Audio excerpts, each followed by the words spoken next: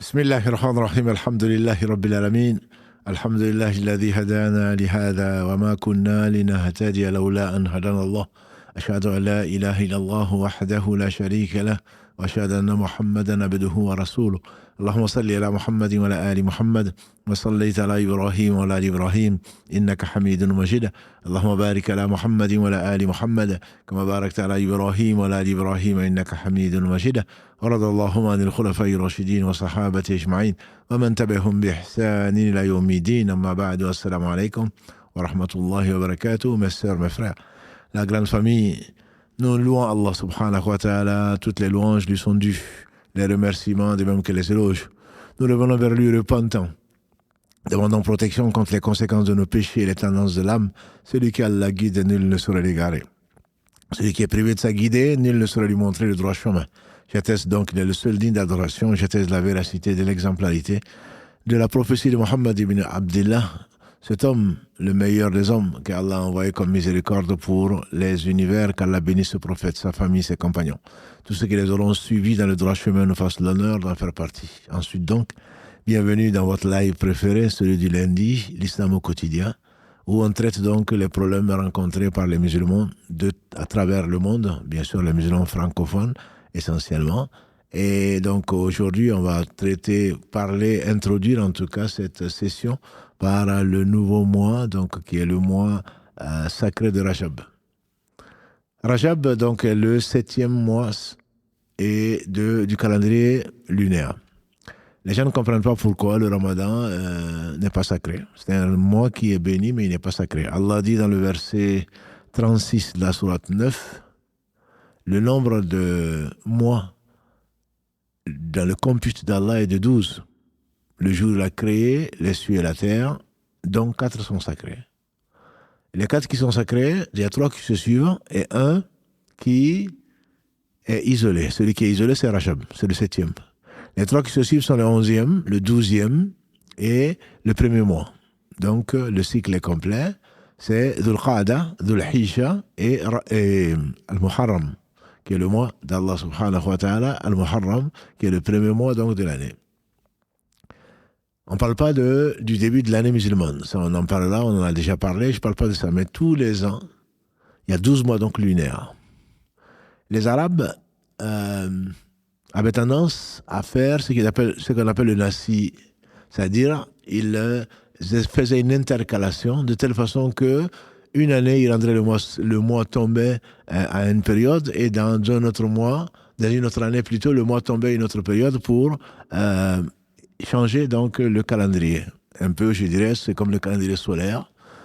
Le février peut avoir 29 jours tous les 4 ans. On retombe toujours les mêmes mois, c'est au printemps. Les mois sont connus, les mois d'hiver sont connus, les mois donc d'été sont connus, les mois d'automne sont connus. Dans l'islam, ce n'est pas le cas. Ce n'est pas le cas. Pourquoi? Allah subhanahu wa ta'ala est sage. Celui qui a jeûné en été, donc quand nous jeûnons en été, ceux qui sont dans l'hémisphère sud vont jeûner en hiver. Ça veut dire que nous, on va jeûner par exemple ici dans l'hémisphère nord pendant 16 heures, dans certaines années, alors que ceux dans l'Afrique du Sud, par exemple, vont jeûner à 8 heures. Et l'inverse. Si les mois étaient toujours fixes et c'était les mois solaires, donc nous, on jeûnerait toujours 2 fois plus que les gens qui sont, par exemple, dans l'hémisphère sud. Allah a voulu que tous les 32 ans solaires, il y ait 33 ans lunaires, puisque l'année musulmane, ou l'année lunaire, qui est l'année musulmane, est de 354 ou 355 jours. Tous les mois sont de 29 ou de 30 jours, jamais de 31. Et souvent, donc c'est 29, 30, 29, 30. On peut avoir 2 mois consécutifs 29 ou 30. Mais le mois, a dit le prophète sallallahu alayhi wa sallam, il a montré ses 10 doigts. Le mois, c'est ça, c'est-à-dire 10, 10, et ensuite, il a fait ça, c'est avec 29 jours. Si on le voit, la lune, le croissant lunaire, donc on compte le mois comme 29, si on ne le voit pas, on le complète donc à 30 jours. C'est pour cela que les hadiths connus, on n'a pas le début de Ramadan sans attendre la fin de Sha'ban. Sha'ban, si on le voit le croissant à la fin de Sha'ban, quand on voit le croissant de Ramadan, du mois de Ramadan, qui est le 9e, on va donc jeûner donc ça sera le début du mois de Ramadan de cette année-là. Si on ne le voit pas, on complète Sha'ban donc à 30 jours. De même, pendant le mois de Ramadan, le principe c'est qu'il a 29 jours. Le mois a 29 jours. Donc si pendant le mois de Ramadan, à la fin du mois, on ne voit pas le croissant, on complète le Ramadan à 30, donc le premier Shawwal sera, donc on va compléter le mois de Ramadan à 30 et le premier Shawwal donc sera l'Aïd al-Fitr, ce sera donc le premier jour qui viendra après les 30 jours. Voilà, donc ça c'est le principe. Donc il y a 4 mois sacrés. Les 4 mois sacrés, la sagesse, on dit, c'est que pour que les gens aillent faire le Hajj. Le Hajj, c'est donc le 12e mois, le mois du Hajj, Dhul Hijjah. Les mois sacrés ont été destinés on les appelle sacrés parce qu'il est interdit de faire la guerre pendant ces mois-là. Et les Arabes aimaient beaucoup la guerre. Ils aimaient la guerre, ils aimaient donc les combats, ils aimaient l'affrontement, mais ils respectaient néanmoins, malgré leur polythéisme, ils respectaient néanmoins donc ces mois sacrés-là pendant lesquels il n'y avait pas donc de confrontation. Ceci permettait aux gens de l'Arabie autour, ceux qui venaient d'Afrique ou d'ailleurs pouvaient le faire le Hajj en un an ou en 6 mois à pied ou à cheval, etc. Mais ceux de l'Arabie pouvaient se déplacer le mois d'avant le Hajj, donc Dhul Qa'dah, tranquillement à chameau ou à pied pour venir sans se soucier d'être attaqué. Et au retour du Hajj, après Dhul Hijjah, il y avait un mois qui s'appelle Muharram, qui est le premier, pendant lequel ils pouvaient retourner tranquillement chez eux sans être inquiétés. Une des sagesses pour lesquelles donc Dhul Hijjah, qui est le 12e mois, est entouré de Dhul Qa'dah et de Muharram. Donc ça, c'est les 3 mois sacrés qui se suivent. Le 7e mois, donc, c'est Rajab dans lequel nous sommes. Nous sommes dans les premiers jours donc, du mois de Rajab. Rajab, c'est le 7e mois. Mais il y a beaucoup de choses qui sont dites dessus, qui ne sont pas fondées. Malheureusement, les gens ont tendance à déformer la religion d'Allah subhanahu wa ta'ala, et il a tout simplifié. Pourtant, les gens, ils ont rajouté des choses comme si ce n'était pas suffisant. Or, on sait, Allah se passe de tout, et Allah aime la facilité.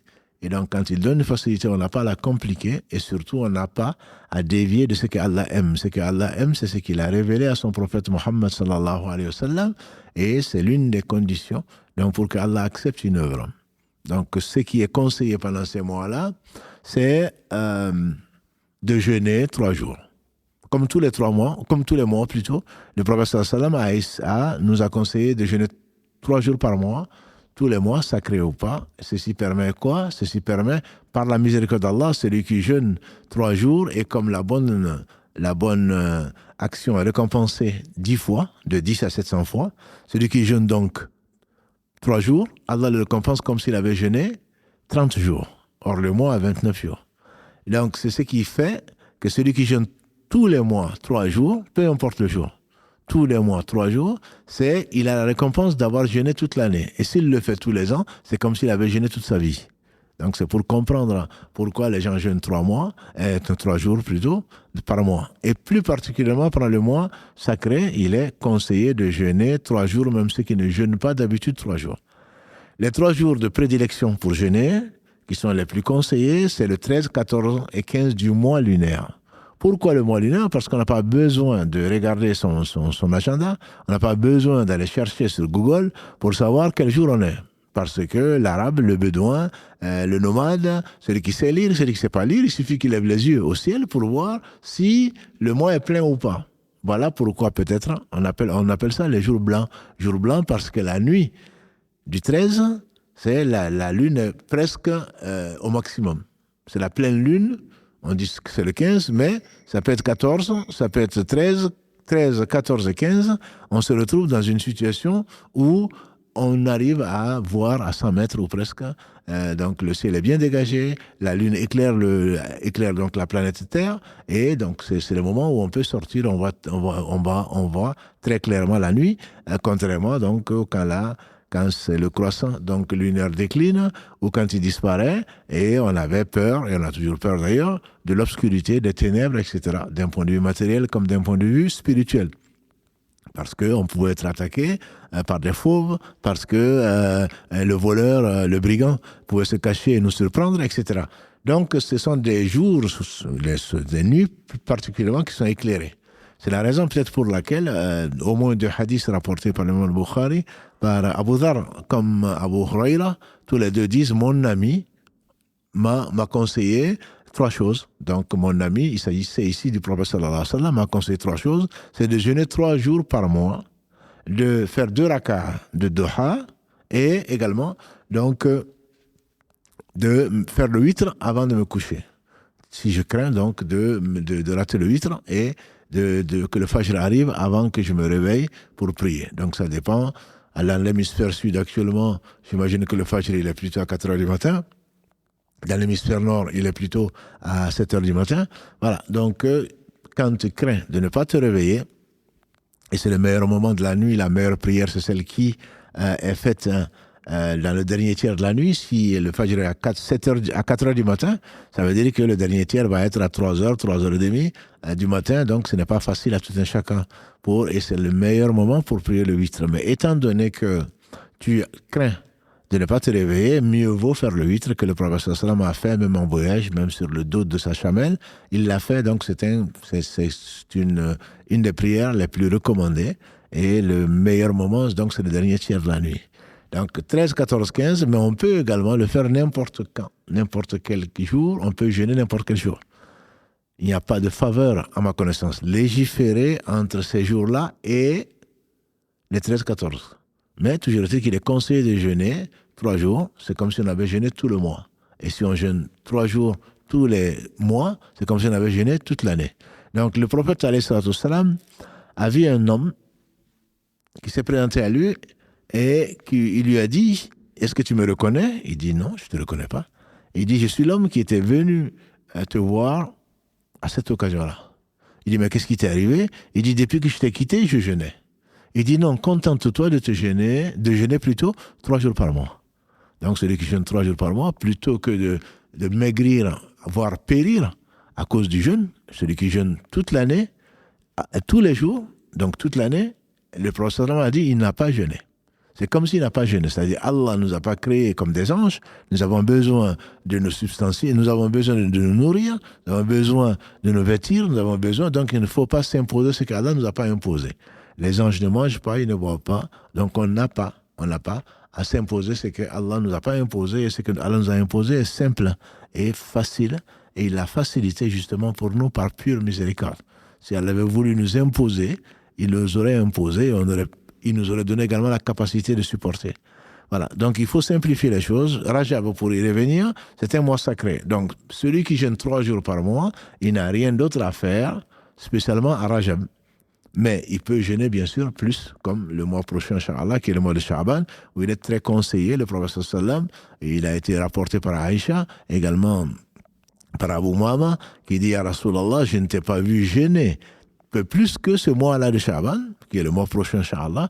Il dit, parce que c'est un mois qui est entre Rajab, un mois sacré, et Ramadan, qui est un mois qui est connu des musulmans, et qui passe, donc Sha'ban passe inaperçu. Le mois prochain passe inaperçu, et j'aimerais donc honorer ce mois-là, et les œuvres sont présentées devant Allah subhanahu wa ta'ala. J'aimerais que le jeûne en fasse partie. C'est également pour ça que lundi et jeudi, nos œuvres sont présentées devant Allah, qui sait tout bien sûr avant de nous avoir créés, mais c'est présenté devant Allah. Le prophète alayhi sallam jeûnait et conseillait de jeûner les lundis et les jeudis, et alhamdulillah, donc ce sont des faveurs. Ceux qui jeûnent, ils auront dans leur balance donc une bonne action, puisque le jeûne n'a pas d'équivalent. Mais on reviendra, Inch'Allah, sur le jeûne, dont vous connaissez la valeur, notamment quand on va se rapprocher du Ramadan. Donc, le Ramadan, il ne reste plus donc que moins de 2 mois. Moins de 2 mois, puisque Rajab est rentré. On est dans les premiers jours, la première semaine de Rajab. Donc, il ne reste plus que 3 semaines pour entrer dans Sha'ban, qui est le mois qui précède donc Ramadan. Donc, mon conseil pour mes frères et sœurs qui, par cause de l'indisposition ou à cause de la maladie, n'ont pas pu jeûner, de ne pas attendre jusqu'à la fin de Sha'ban pour essayer de rattraper les jours, et donc à ce moment vont tomber dans le péché, puisque Allah nous a donné 11 mois après Ramadan pour rattraper les 4, 5, 7, 8 jours, et on va attendre donc les derniers jours de Chaban pour les rattraper et souvent, on ne sait pas si on va tomber malade, on ne sait pas si on va tomber enceinte, ce qui est arrivé pour certaines, on ne sait pas si on va accoucher, on ne sait pas si, donc après l'accouchement, il y a le lochi, on ne peut pas jeûner. Voilà, donc il mieux vaut le faire le plus tôt possible. Et si on ne peut pas, bien sûr, on le fera donc avant Ramadan si Allah le veut. Donc ça, c'est son conseil. De plus, on peut faire une double intention. Double intention, ça c'est accepté par les conseillers, même par les savants. Si je dois rattraper mes jours de Ramadan, je peux choisir de les rattraper pendant ce mois-là, mais je peux le choisir également, une triple intention, de choisir lundi ou jeudi. Donc si je jeûne lundi et jeudi avec la double intention, d'abord la première c'est de rattraper les jours qui manquent. Pour cela, la différence entre un jeûne surrogatoire et un jeûne de rattrapage, c'est que le jeûne de rattrapage, par son définition, est quelque chose d'obligatoire. C'est-à-dire qu'une fois que je décide, je dois me décider la veille, comme le Ramadan, avant le Fajr. Je dois décider de jeûner demain, ou de jeûner aujourd'hui, mais avant le Fajr. Ça, c'est une obligation, contrairement au jeûne surrogatoire, où le prophète alayhi salatu wassalam est venu voir notre mère Hafsa, qu'Allah l'agrée ainsi que son père. Il lui dit, est-ce qu'il y a de quoi manger? Elle a dit non. Il dit, alors je jeûne. Mais il était déjà le matin, et donc on peut le faire, cette intention-là, de jeûner comme ça, et ça compte. Mais pour un jeûne, toujours surrogatoire. Mais s'il est obligatoire, on est obligé de prendre l'intention de jeûner la veille, en tout cas avant le Fajr. C'est pas après le Fajr, je me suis levé, l'aube est rentrée, mais finalement aujourd'hui je jeûne. Ce jeûne n'est pas compté comme un jeûne obligatoire. Si c'est un jeûne de rattrapage, ce n'est pas compté. Il est compté comme un jeûne surrogatoire. Donc, celle ou celui qui veut rattraper un jour pour maladie ou indisposition ou autre chose, se doit d'avoir la veille l'intention de jeûner. Cela peut coïncider comme c'est un mois béni et un mois qui est sacré, qui est donc le mois de Rajab, comme les 3 autres mois. Je parle de Rajab, donc dans le mois dans lequel nous sommes. À ce moment-là, on peut coïncider ce jeûne en disant, oui, mais c'est un mois, le prophète alayhi salatu wassalam nous a conseillé de jeûner 3 jours. J'aimerais bien jeûner 3 jours. Mais en même temps, j'ai rattrapé. Et comme c'est un lundi ou un jeudi, en même temps, donc tu as 3 récompenses. 3 récompenses, donc en jeûnant un lundi ou un jeudi, pour rattraper et en même temps parce que c'est un mois sacré. Ça, c'est donc un des avantages de cela. Et je vous le conseille, je me le conseille également. Ensuite, il y a une chose qui est importante. Les mois sacrés, comme je l'ai dit au début, sont des mois, Allah dit, de ne pas se faire injustice. De ne pas se faire injustice, ça veut dire quoi? L'injustice, c'est de prendre le droit de qui que ce soit. Cela veut dire que l'injustice est de toute façon interdite. Dans le hadith sur lequel nous sommes souvent revenus de Abu Dhar, rapporté par l'imam, consigné par l'imam muslim, Ya ibadi inni haramtu dhulma ala nafsi wa ja'altu bainakum muharrama fala tazalamu, mes serviteurs, je me suis interdit l'injustice, je vous la rends interdite, ne vous faites pas injustice. Donc ça, c'est une chose que Allah subhanahu wa ta'ala a interdite. L'injustice sous toutes ses formes et d'où que ça vienne. Et Allah est juste. Par conséquent, l'injustice pendant ces mois, l'injustice est interdite en tout mois, tout le temps et en tout lieu, notamment plus ou pire dans le sacré, dans la maison sacrée, dans le territoire sacré de la Mecque, par exemple, où ce que le prophète sallam a rendu sacré, c'est qu'Allah a rendu sacré au travers de l'invocation du prophète sallam concernant Médine. Donc une injustice est toujours interdite, mais si elle est faite dans un territoire sacré, c'est encore plus interdit. Si elle est faite dans un mois sacré comme Rajab, c'est encore plus grave. L'injustice est toujours grave. Et on va le payer. Soit ici, soit dans l'au-delà. Y compris les musulmans. La femme, comme vous le savez, qui a séquestré une chatte, ira en enfer à cause de cela. Le musulman qui viendra avec beaucoup de prières, et Allah seul sait s'il a accepté une seule prière de nous, le musulman qui viendra avec beaucoup de prières, beaucoup de jeûnes, beaucoup de bonnes actions, beaucoup de sadaqat, qui a frappé un tel, insulté tel autre, pris le bien de tel autre, au jour du jugement dernier, Allah qui est juste, et sa promesse est vraie, il va prendre les bonnes actions de ces personnes injustes vis-à-vis d'autrui, vis-à-vis d'autres créatures, pour compenser l'injustice, il va leur donner leurs droits, parce qu'ils ont été lésés. Et si la personne qui a eu des prières, qui a eu du jeûne, qui a eu des bonnes actions, et qu'Allah a accepté, ce qui n'est pas le cas, ce qui n'est pas défini. Dieu seul sait de qui il n'accepte que les pieux. Et donc, si la personne a donné le droit des autres parce qu'elle était injuste ici et qu'il ne lui reste plus de bonnes actions, le prophète sallallahu alayhi wa sallam a dit que Dieu va prendre des péchés des gens qui ont été lésés, il va lui mettre dessus, il tombe en enfer. Donc malgré les prières, malgré le jeûne, malgré les bonnes actions, la personne peut quand même aller en enfer parce qu'elle a été injuste. Donc pauvre de ceux qui se gossent en disant que moi, les gens ont peur de moi. Si ils ont peur de toi parce que tu dis la vérité, parce que tu agis bien, parce que tu dénonces la corruption, parce que tu dénonces l'injustice sous toutes ses formes, tant mieux pour toi. Shaitan avait peur de Omar ibn Khattab, dont le Shaitan marchait sur les toits à cause de la foi qu'Allah lui a donnée. Mais si les gens ont peur de toi parce que tu es injuste, parce que tu ne respectes rien, alors pauvre de toi. Alors pauvre de toi parce que tu vas le payer. Mais l'injustice dans ces mois, dont le mois sacré de Rajab qui vient de commencer, l'injustice est encore pire. C'est encore pire. Dieu dit, voilà tazlimu anfusakum. Et ne vous faites pas injustice, particulièrement pendant ce mois-là. Et donc, il faut qu'on fasse attention, qu'on ne soit pas injuste avec nos enfants, avec nos épouses, avec nos époux, avec nos voisins, avec le musulman, avec le non-musulman, avec le chat, avec tout. Donc, c'est une mise en garde. Allah l'a mis dans le Coran, c'est une mise en garde. Dans ce verset 36 de la sourate 9, Allah nous dit qu'ils sont sacrés, ces mois sont sacrés. Donc je rappelle, pour que, en espérant que, alhamdoulilah, il n'est pas trop tard, le rappel profite aux croyants que l'on essaye d'être le meilleur père, la meilleure mère, le meilleur époux, la meilleure épouse, le meilleur fils, la meilleure fille, etc. Donc il faudrait vraiment éviter, particulièrement pendant ce mois-là, d'être injuste, parce que Allah est juste, a interdit l'injustice. Pendant ce mois, il y a des choses qui ont été inventées, comme malheureusement dans beaucoup de choses dans l'islam. En particulier, il y a une prière qu'il appelle le Raghaib, Salat al-Raghaib.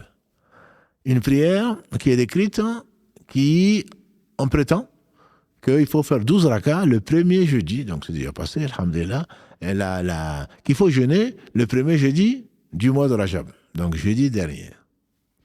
Et qu'il faut prier la nuit du vendredi, donc après avoir jeûné le jeudi, la nuit, qu'il faut prier 12 rakats. Dans chaque raka, il faut lire 3 fois la sourate al-Qadr. C'est-à-dire, Inna anzalnahu fi laylatil qadr wa ma adraka ma laylatul qadr, jusqu'à la fin, la sourate de 97. Et il faut lire donc 12 fois Ikhlas. Qul huwa Allahu ahad, Allahu samad, lam yalid wa lam yulad wa lam yakul lahu kufuwan ahad. La sourate donc 112. 3 fois Al-Qadr, 12 fois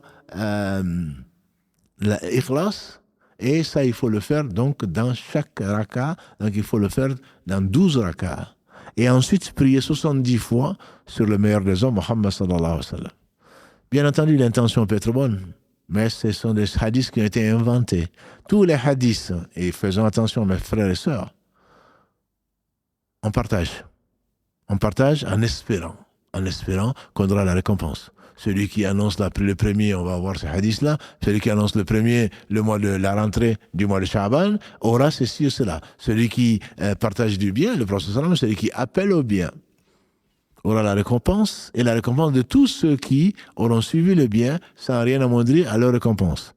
Mais également, celui qui appelle au mal, celui qui monte sur le prophète sallam, je crains pour lui qu'il n'ait le mal, et le mal de tous les gens qui vont le suivre. C'est pour cela que c'est très important, il faut faire extrêmement attention pour éviter, avant de partager quoi que ce soit, il faut faire très attention, il faut le vérifier. Bien sûr, si on dit que c'est dans le Bukhari et Muslim, tant mieux. Si on dit que c'est l'imam Albani ou d'autres, qu'Allah fasse miséricorde, ont rendu le hadith authentique, tu n'es pas un spécialiste du hadith, donc il n'y a pas de problème. Mais il faut faire attention. Il faut vraiment faire attention, parce que on va se mettre dans une chaîne du haram, de mentir sur Allah, mentir sur son messager sallallahu alayhi wa sallam, et ceci est grave. Avant de répéter quelque chose, il faut le vérifier. Quand on ne sait pas, face à ahlu dhikr, in kuntum la ta'lamun. Demandez aux gens du rappel, c'est-à-dire les savants, si vous ne savez pas. Voilà. Donc j'espère avoir mis fait quelques remarques qui nous serviront, Inch'Allah, ici-bas dans l'au-delà. Donc une autre question qui est revenue souvent, avant de commencer à répondre à vos questions, donc une autre question qui est revenue souvent, c'est la question des intérêts. Donc, toute la semaine, pratiquement, j'ai reçu beaucoup de messages, soit par Instagram, soit par WhatsApp, soit par SMS, etc., pour dire j'ai des intérêts. On m'a versé des intérêts, puisque effectivement, c'est début janvier, et donc vous voyez votre compte et on vous dit que vous avez des intérêts. Je rappelle premièrement que les intérêts font partie du riba. Il y a deux types de riba, on ne va pas revenir dessus. Le riba par rapport à l'or, par rapport au blé, par rapport aux dates, etc. Et le riba d'intérêt. Il y a des réformateurs qui disent que non, ça c'était avant. Aujourd'hui, il n'y en a plus, que quand tu donnes... maintenant, c'est un taux qui est fixe, pas aussi longtemps qu'aujourd'hui. Après une prière, un jeune homme qui vient me voir, son beau-frère prend crédit, il va sur un site qui dit donner des fatwas, qui se dit moderne, et qui dit que non, l'intérêt, c'est ça, c'était avant. Maintenant, c'est fixe, donc on peut le faire. Je rappelle simplement que le riba, a dit le prophète sallam d'après Ibn Mas'oud, qu'Allah agrée, il a dit que l'association, le shirk, a 73 et quelques branches. Il dit l'intérêt aussi. La branche la plus faible, c'est-à-dire le péché le moins grave de la riba, c'est l'inceste. Avoir des rapports avec son père ou avec sa mère.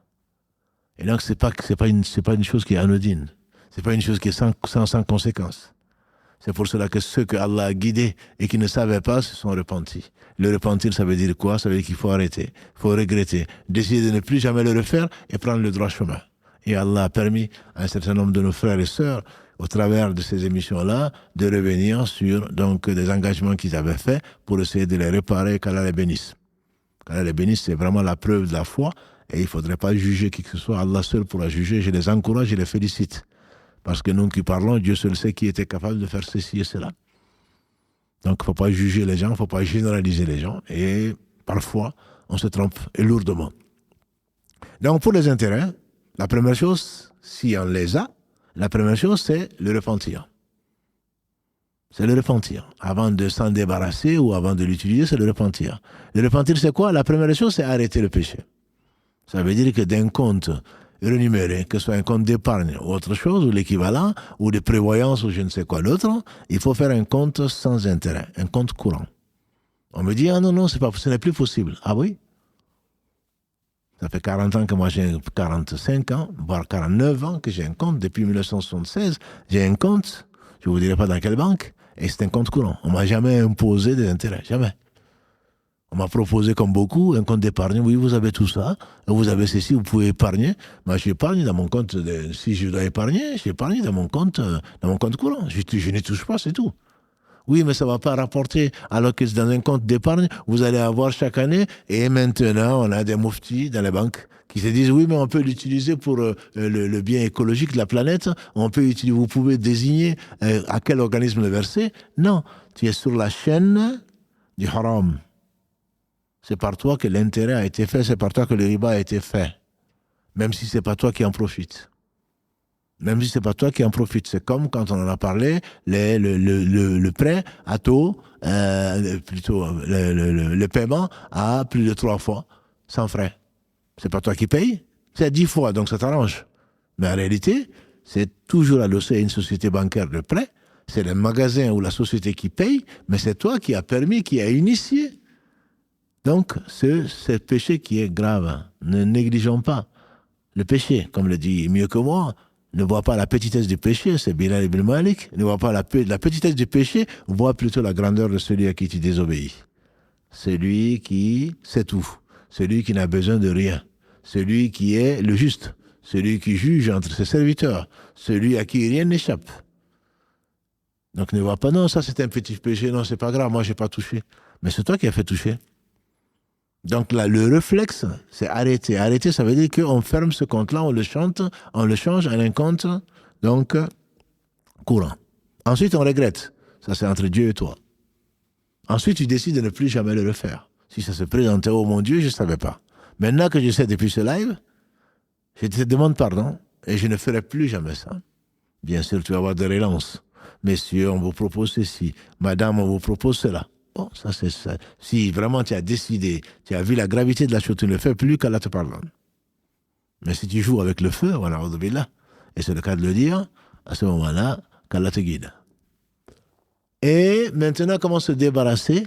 Comment faire? Comment réparer ça? On ne peut pas le réparer. Il y a deux avis. Il y a un avis, dont celui qu'on attribue au cheikh Mohammed Saleh Al-Uthaymin, qu'Allah lui fasse miséricorde, c'est de le laisser à la banque. C'est du haram, on le laisse à la banque. Mais ce n'est pas l'avis majoritaire. L'avis majoritaire est peut-être le plus pertinent, c'est de prendre ces intérêts-là, c'est de prendre cet argent-là et de donner à des démunis. Des gens qui peuvent voler, tricher pour manger parce qu'ils craignent pour leur vie. Et cela, je ne dis pas quelqu'un qui croise les bras et qui ne cherche pas du travail, qui n'a pas de travail et qui vit le fait de commander les gens ou d'arnaquer les gens. Je ne parle pas de cela. Je parle des gens qui travaillent jour et nuit, qui cherchent du travail jour et nuit, mais qui n'en ont pas. Je pense aux orphelins, je pense à des veuves, je pense à des associations qui en passent, qui s'occupent des personnes, donc les plus défavorisées, si on peut les appeler ainsi. En tout cas, qui sont dans la souffrance. Tu peux le donner à cela. Tu peux également le mettre dans le bien commun des musulmans. Et souvent, on parle des mosquées, c'est-à-dire pour servir exclusivement pour acheter des produits ménagers. Pas pour construire une mosquée. Pas pour creuser un puits. J'ai déjà entendu ça. Est-ce que l'intérêt, je peux creuser un puits? Non. Tu ne peux pas creuser un puits. Ce n'est pas une sadaqa. En te débarrassant de ça, tu espères que Allah va te pardonner. Tu n'espères pas avoir de bonnes actions.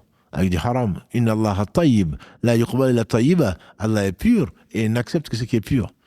L'intérêt ne peut pas, tu ne peux pas le compter comme faisant du bien. Tu t'en débarrasses, bien sûr, tu ne le jettes pas, tu ne le brûles pas, tu donnes à des gens qui sont dans la nécessité ou tu mets quelque part où les musulmans donc, pourront l'utiliser pour des choses qui sont nécessaires, mais qui ne sont pas de grande valeur, comme par exemple les toilettes ou je ne sais quoi d'autre. Voilà, très très brièvement, donc on a déjà 30 minutes. Les deux questions qui nous ont préoccupés pendant cette semaine-là, et on vous promet, Inch'Allah, d'essayer de répondre à ces questions-là. C'est Karim Kala le bénisse qui a suggéré ça. C'est des questions qui reviennent souvent dans la semaine, pour ne pas dire dans le mois, qu'on essaie de regrouper. Et puis là, cette semaine, vraiment, ce sont ces deux questions, notamment la dernière, qui sont revenus, notamment la dernière, donc sur les intérêts, pas jusqu'à maintenant. Ça continue puisque c'est le mois de janvier et que les uns et les autres donc posent cette question-là. Donc on va, après cette petite demi-heure consacrée à ça, je remercie Allah. Ensuite, toutes les personnes, la personne en particulier, Ada, qui a suggéré le sujet de la semaine dernière sur les enfants hors mariage. Ça a eu des résonances jusqu'au Japon. Et on a eu beaucoup de questions ensuite, en dehors donc de l'antenne, pratiquement toute la semaine, depuis lundi dernier jusqu'à aujourd'hui, des questions qui se posent. Et je ne savais pas que le problème concernait aussi beaucoup de nos frères ou sœurs, notamment en Europe et en France en particulier. Donc il y a des répercussions, c'est normal, parce que la perversion n'a pas de limite, n'a pas de frontières. Et donc, il y a eu beaucoup de gens qui, alhamdoulilah, sont revenus à Allah après avoir été égarés, après avoir écouté les chantres de la libération, se sont égarés, sont revenus et veulent donc corriger leur position.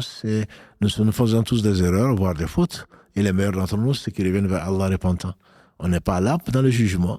Et qu'Allah bénisse ces gens-là qui sont revenus. Allah dit dans le verset 222 de la Sourate Al-Baqarah, Inna Allah yuhibbu tawwabin wa yuhibbu la mutatahhirin. Allah aime les gens qui se purifient, il aime les gens qui reviennent vers lui repentants, grâce à lui. Inna Allah yuhibbu at-tawwabin. C'est ceux qui reviennent vers Allah repentants, grâce à Allah. Allah revient vers eux après les avoir laissés dans l'oubli. Allah revient vers eux pour qu'ils reviennent vers lui repentants, ensuite il les aime.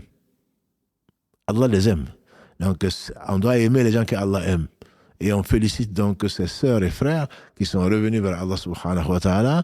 Et malgré la tristesse de voir que les enfants ne peuvent pas porter ce nom ou ne peuvent pas hériter, etc., on doit se réjouir plutôt qu'Allah nous a montré la voie. Et ce qu'il nous montre, ce n'est que le bien. Je dirais tout le bien est dans ce qu'il a révélé subhanahu wa ta'ala. Donc, vous pouvez continuer à poser les questions, même par message, on essaye d'y répondre, même si on en a plus de 3000, on essaie, on fait ce qu'on peut. Juste pour cette question-là, il y a une remarque sur le mahram. C'est-à-dire que tu te retrouves avec un enfant hors mariage. La femme n'a pas de souci, puisque c'est son enfant, ça on l'a dit. Les parents maternels n'ont pas de souci. Mais cet enfant devant cet homme, si, à moins qu'il soit devenu le beau-père, si l'enfant est devenu le beau-fils, c'est-à-dire que cet homme qui a fait avec cette femme le haram, ensuite ils sont repentis, ils se sont mariés, si c'est une jeune fille, elle a un beau-père. Si c'est un jeune homme, il a un beau-père. Donc, la jeune fille, son beau-père, une fois que le mariage est consommé avec sa mère, elle reste un mahram. Donc, c'est comme son père, entre guillemets, elle n'a pas besoin de se cacher, ni de se couvrir spécialement, j'entends par là, tout le corps, sauf les parties qui sont conseillées de couvrir devant tout un chacun, sauf l'époux, entre l'époux et l'épouse. Donc, elle n'a pas besoin de se cacher devant son beau-père. Ça, c'est permis parce qu'il est définitivement interdit au mariage. Elle est interdite au mariage à cet homme qui a eu des relations intimes, conjugales dans le cadre donc, du mariage avec sa mère. Ça, c'est formellement interdit. Et par conséquent, on peut se retrouver avec des hommes comme cette sœur qui a parlé sur le Messenger cette semaine, où un homme qui vient de chercher, qui épouse une autre sans lui dire ce qui s'est passé. Ce que je peux comprendre, si Allah a couvert son péché, il n'a pas à le dire. Mais le problème, le danger, le gros danger, c'est que comme c'est des enfants hors mariage, il se peut que les enfants qu'il va avoir avec une autre épouse ses enfants hors mariage, qui sont des faux demi-frères ou des faux frères. Donc la conséquence peut aller jusque-là. Il faudrait qu'historiquement, généalogiquement, qu'on sache qui est leur mère, bien sûr, et qui est également celui qui est impliqué dans leur naissance, pour éviter justement que des gens ne se marient entre demi-frères et demi-sœurs. Ça peut arriver, si ça devait se faire, il faudrait au moins faire l'enquête quand il y a un pré-nuptial, si on peut l'appeler ainsi, avant le mariage, faire l'enquête de savoir, de remonter au moins jusqu'au père, pour savoir si effectivement c'est un enfant, donc hors mariage ou pas. C'est qu'Allah bénisse cette sœur, et qui, alhamdoulilah, a fait cette remarque-là, cette semaine-là, pour la partager avec vous. Voilà, donc il y a un dernier point qui est l'inceste, et ensuite je vous passerai le micro. L'inceste, quelle est la position de l'inceste, de l'islam vis-à-vis de l'inceste? Cette femme qui est en cours de divorce avec son mari et qui doute de certaines pratiques de son mari. Ça, c'est quelque chose d'extrêmement grave. Elle demande la garde exclusive et on la comprend. Il y a des pervers, il y a des grands-pères pervers, c'est encore pire. Il y a 3 catégories de personnes à qui Allah ne va pas parler. Il n'avait même pas à les regarder. Et à eux, un châtiment douloureux. Entre autres, c'est le vieillard qui est pervers. Il n'a même pas des envies physiologiques et qui se permet avec quoi? Avec des enfants. Avec des adultes, c'est pas mieux, mais avec des enfants. Donc ça, c'est tout simplement pas... C'est ignoble. C'est un crime. L'islam le considère comme crime. Si c'est avec son propre enfant, on sait... dans l'actualité ici, en tout cas en France, comment on parle récemment, et ce sont des choses qui étaient tabous. Et dans l'islam, dans les familles musulmanes plutôt, ça reste tabou. Pour des raisons d'honneur, paraît-il. La maman sait que l'oncle fait, ou même que son mari, le père de l'enfant, a fait des attouchements et le reste, il ne faut surtout pas le dire, sinon il va me divorcer. Il ne faut surtout pas le dire, sinon qu'est-ce qu'on va dire? Mais c'est un homme pervers. qu'Allah nous en préserve. Celui-là, soit il se soigne, soit on l'enferme. Tout le monde est d'accord pour dire que c'est un pervers. Donc on ne peut pas couvrir quelqu'un comme ça. Et ma sœur, si tu as affaire à un homme comme ça, tu as été éprouvé par un homme comme ça, ben soit il se soigne, soit alors tu peux, dans ton dossier, exposer ce que tu sais. Je dis bien ce que tu sais, pas ce que tu imagines, ce que tu sais de la position de cet homme vis-à-vis de ses enfants, pour protéger l'enfance. Pour protéger ses enfants et les autres enfants peut-être contre donc, de ces prédateurs. De ces prédateurs qui ne sont pas humains. Qui sont même les bestiaux, à ma connaissance, ne font pas ça. Donc c'est quelque chose qui est extrêmement grave.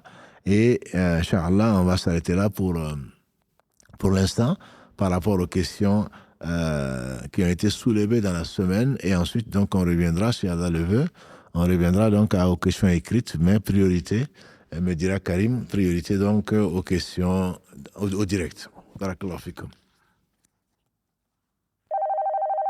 Salam alaikum. Allô? Allô? Allô? Salam alaikum. Alaykoum salam wa rahmatullah wa barakatuh. Je ne pensais pas passer tout de suite à l'antenne, pardonnez-moi. Voici. Barakallahu fikum pour tout ce que vous faites. Je ne vais pas répéter un peu ce que tout le monde dit, mais je me rassemble vraiment à la vie d'absolument tout le monde. Barakallahu fikum à vous et à toute votre équipe. Moi, c'est assez rapide. C'est suite à des inondations. Oui. Très fortes inondations, beaucoup de dégâts. Donc les assurances font leur travail. Hein. Oui. Il n'y a pas de souci. Nous, on se doit de remplir un dossier. Oui. Dans la rédaction de ce dossier, je me sens un peu mal à l'aise. Il y a des produits, des articles, des affaires qu'on stockait, qui étaient dans des garages, dans une cave et autres, oui. Qu'on nous a donné, on n'a pas forcément acheté. Il y a des choses qu'on nous a données de la famille, des amis, etc. Est-ce qu'il est licite de réclamer de l'argent par rapport à ces affaires-là? Ce sont des choses qui vous appartiennent. Vous n'avez pas volé, vous n'avez pas fait une fausse déclaration. On vous demande si on vous demande, vous en donne la valeur, vous ne vous connaissez pas. Vous pouvez l'estimer. La valeur sentimentale, bien sûr, est là, mais vous ne devez pas mentir pour être remboursé de ce point de vue-là. Donc, vous devez, par contre, vous pouvez estimer la valeur ou demander et mettre une somme, sans jamais, bien sûr, exagérer.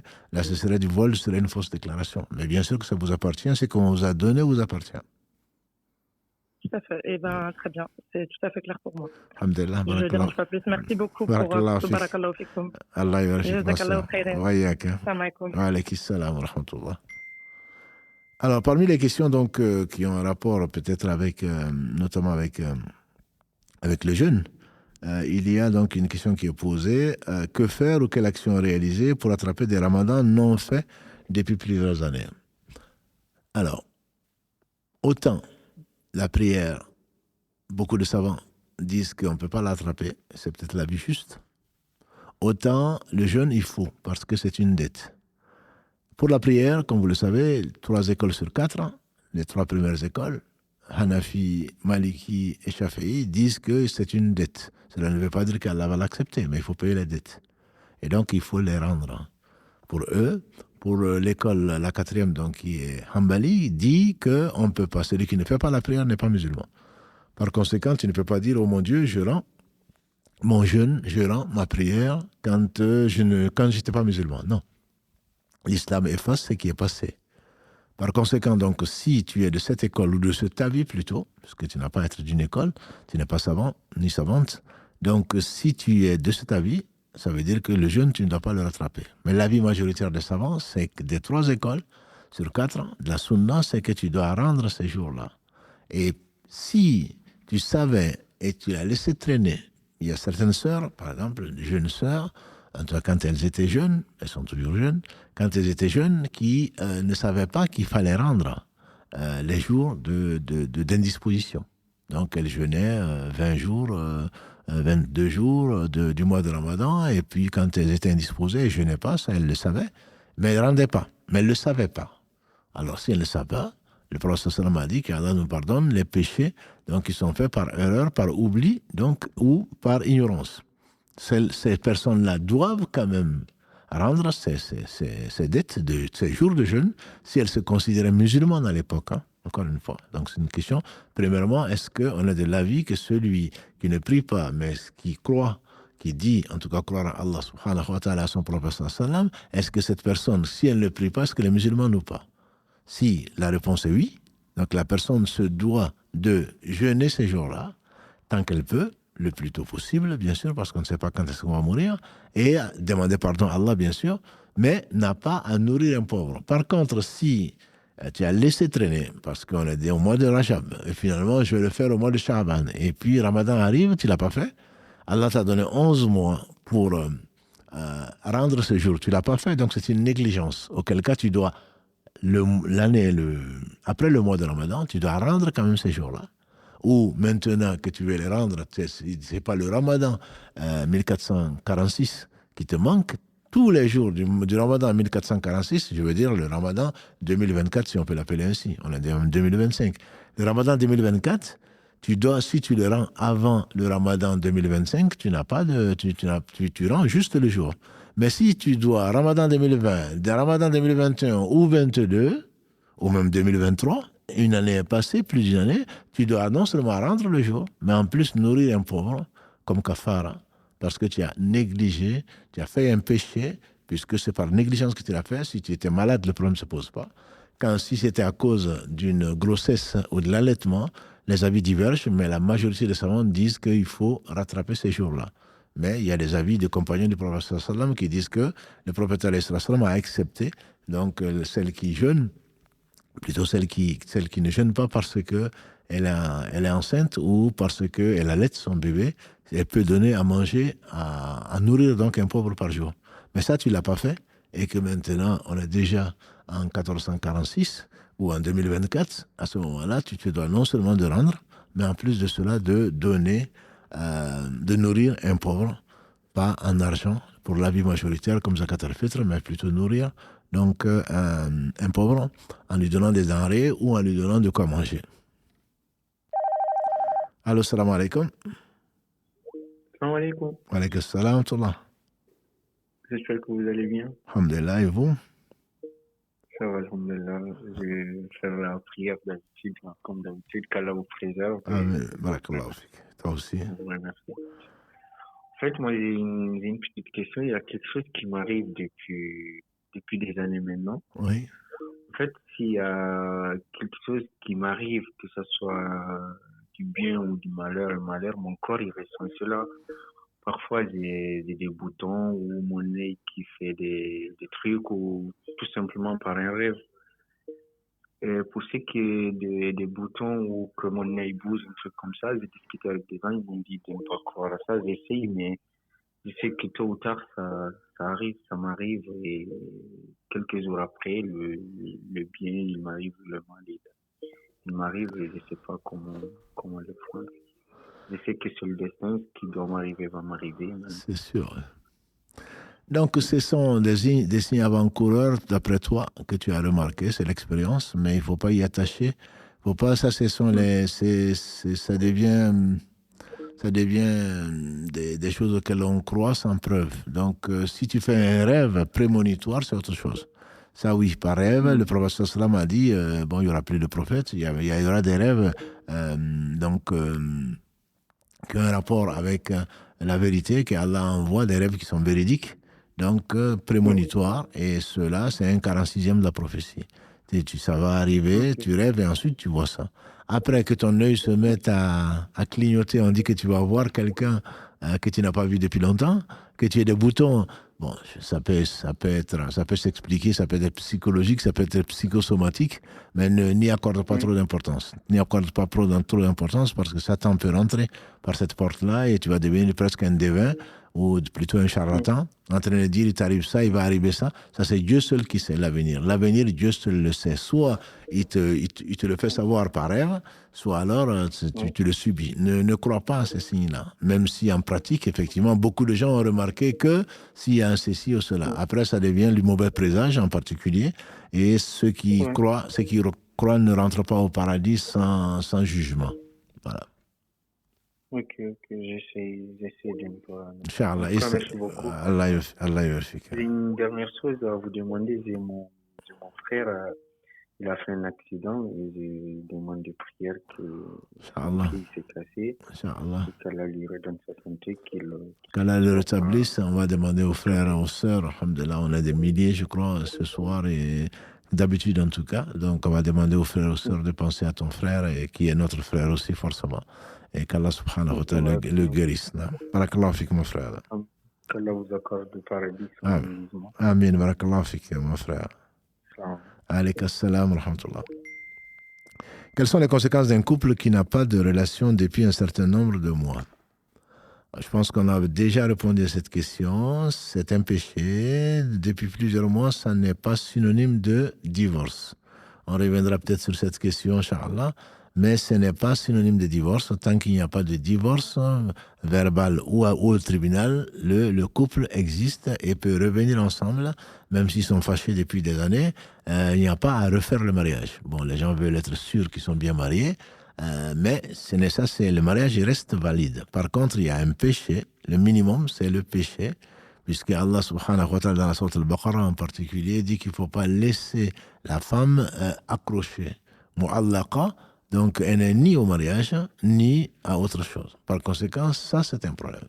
Ça c'est un problème, et soit elle est mariée, soit elle ne l'est pas. Ça c'est pour défendre justement les femmes et leurs droits. On ne peut pas garder une femme, ne pas avoir de relation avec elle, et puis finalement, elle n'est pas mariée, elle peut pas non plus, elle n'est pas divorcée pour aller se marier avec quelqu'un d'autre. Donc là, c'est de l'injustice. Mais le couple reste, le couple reste marié officiellement. Et donc, mais l'homme est en faute. J'imagine que cela vient de l'homme. Si ça vient de la femme, elle est en faute également, ça c'est sûr. Voilà, pour cette question-là. Un homme ayant envoyé les papiers de divorce par le biais de son avocat est-il considéré comme une prononciation de divorce sans l'avoir prononcé verbalement? Doit-il se remarier s'il y a réconciliation? Si c'est l'homme qui l'a envoyé, très certainement. Il a envoyé, ça veut dire qu'il a demandé le divorce et c'est comme s'il avait divorcé.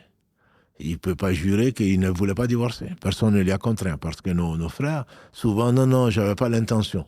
Tu n'as pas l'intention, tu as pris un avocat, tu l'as payé ou tu vas le payer pour divorcer avec ta femme, et ensuite tu dis, non mais je suis revenu dessus. Tu es revenu dessus, c'est un divorce sur lequel tu es revenu. Donc, il faut refaire le mariage. Si, dans les 3 mois en tout cas, si tu te rétractes, dans les 3 mois, il n'y a pas de mariage à refaire, mais après les 3 mois en tout cas, tu dois refaire le mariage religieux, puisque tu n'es pas encore divorcé administrativement, et tu dois retirer. Parce que, comme j'ai dit, ceux qui veulent profiter des allocations de familles isolées ou je ne sais quoi l'autre, en disant je te divorce au tribunal, mais tu peux continuer, on est encore mariés, c'est faux. C'est faux. J'ai demandé le divorce au tribunal, le tribunal a dit qu'on est divorcé, on est divorcé. Et si tu veux à nouveau te retrouver, ça veut dire qu'il faudrait refaire le mariage. Voilà. Mais, comme j'ai dit, qu'Allah, subhanahu wa ta'ala, bien en aide à nos sœurs qui sont si attachées à leur mari, c'est à mieux pour eux, c'est à mieux pour elles, mais il y a certains qui abusent. Donc il faudrait craindre Allah subhanahu wa ta'ala et ne pas jouer avec la religion. Allô, oui. Allô, assalamu alaikum. Wa alaikum salam, salam.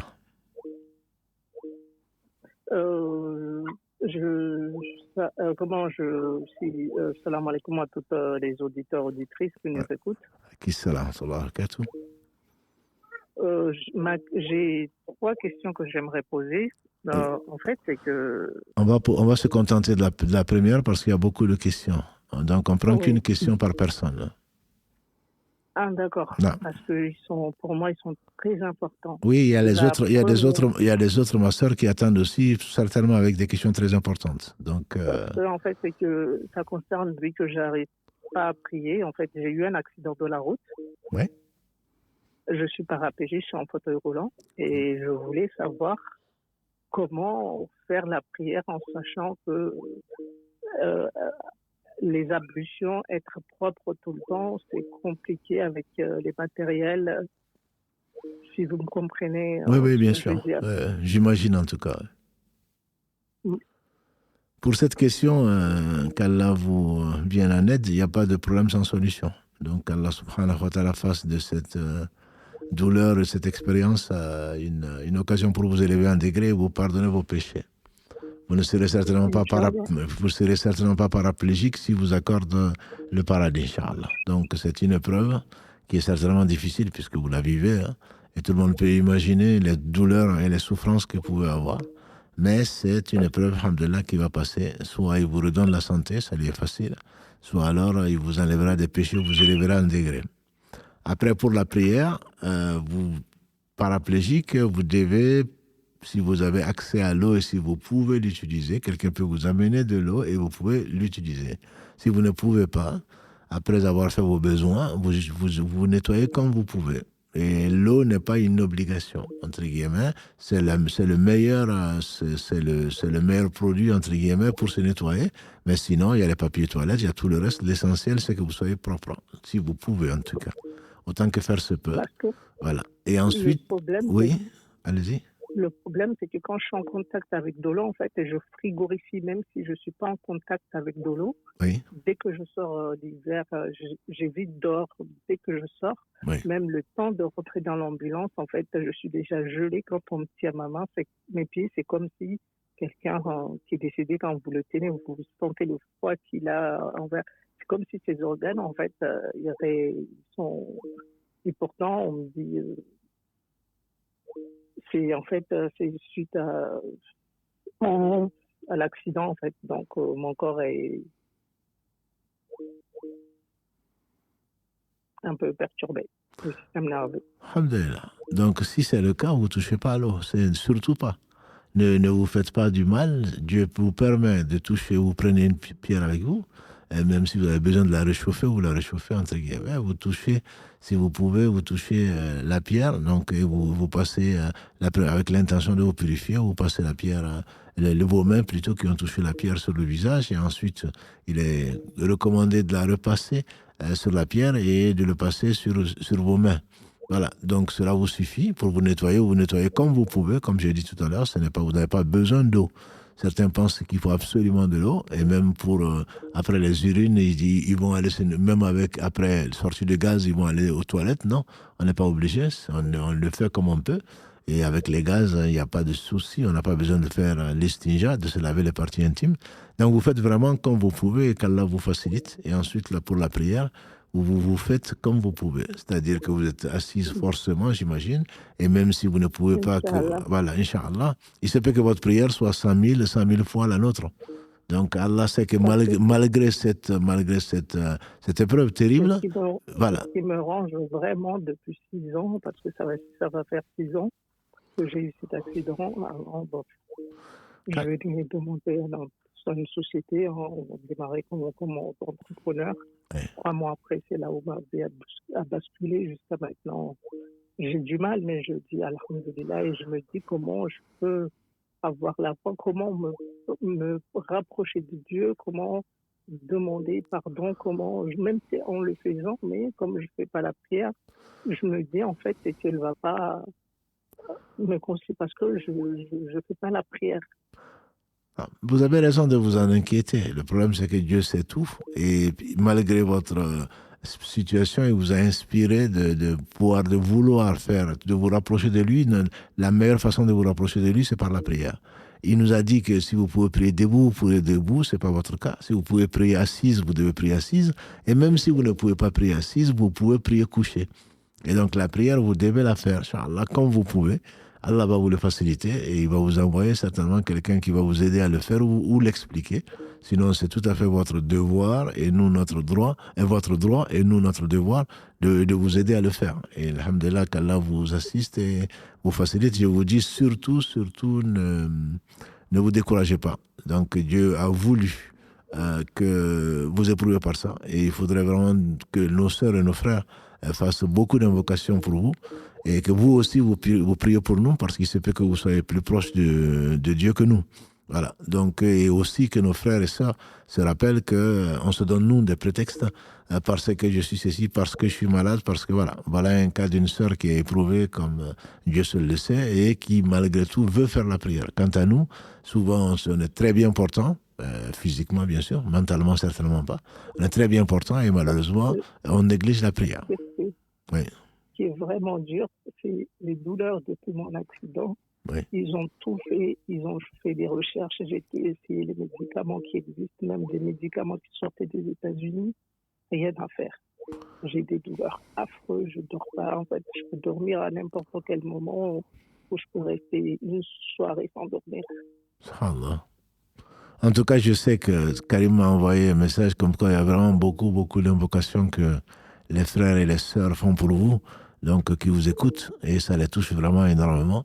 Et qu'Allah subhanahu wa ta'ala vous le compte comme bonnes actions, les sœurs et les frères, et également vous facilite, quant à vous, vos douleurs. Sachez en tout cas, le prophète sallam nous l'a dit. Il l'a dit, il n'y a pas même jusqu'à une piqûre d'épine. On n'imagine pas vos douleurs insupportables. Pas une piqûre d'épine qui touche à une croyance sans qu'Allah ne lui enlève des péchés ou ne l'élève en degré. Voilà. Donc, ne désespérez pas. Continuez dans cette recherche-là quand vous venez de le faire. Et qu'Allah subhanahu wa ta'ala vous facilite. Le premier médecin, quand il m'a dit ça, je me suis dit, je vais voir une deuxième. Le deuxième, il m'a dit, je me suis dit, je vais voir une troisième. Et le troisième, quand il m'a dit ça à Marseille, je me suis dit, je peux voir à d'autres. Oui, effectivement. Et Dieu, il a fait comme ça va rester comme ça. Non, mais c'est pas que ça va rester comme ça. Vous avez raison de vous remettre à Dieu. Ça ne veut pas dire que ça va pas rester comme ça. Vous avez consulté 3 spécialistes qui vous disent la même chose, mais Dieu est capable, je vous assure. Demandez à ceux qui connaissent l'histoire de Soundiata Keïta en Afrique de l'Ouest. On dit qu'il est né, il était paraplégique et finalement il a pu marcher et même ensuite combattre son ennemi, l'ennemi invétéré du royaume du Mali. Voilà, donc ce sont des choses qui existent, on y croit et c'est possible que Allah vous donne la santé même si tous les médecins vous condamnent. Néanmoins, acceptez votre situation, Inch'Allah, ce sera du bien pour vous. Parce que quand je leur dis que je fais beaucoup de rêves, souvent que je remarche, je ne vois jamais un fauteuil roulant. Ça aussi, ça me perturbe psychologiquement. Ouais. Non, mais ça, je comprends. Mais ce n'est pas à eux d'en décider. On demande juste à Allah subhanahu wa ta'ala de vous donner la force de supporter cette situation-là. Et surtout, moi, je pense que c'est un très beau rappel pour les uns et les autres de ne pas se trouver de prétexte. On a 7 sœurs, donc on est plus de 4000. Actuellement, me signale Karim en live, en direct, de prier. Donc, il se peut qu'Allah accepte la prière d'un seul d'entre nous. Si c'est le cas, il se peut que votre rêve se réalise et que vous levez, que vous voyez, que vous marchez, et c'est facile à Allah, subhanahu wa ta'ala. Parce que tout le temps par semaine, je vois 2 rêves comme ça. Je remarche ou que je suis avec des gens. Alhamdulillah. Qu'Allah, en tout cas, vous assiste et vous donne le courage et ce par quoi vous allez pouvoir supporter cette situation.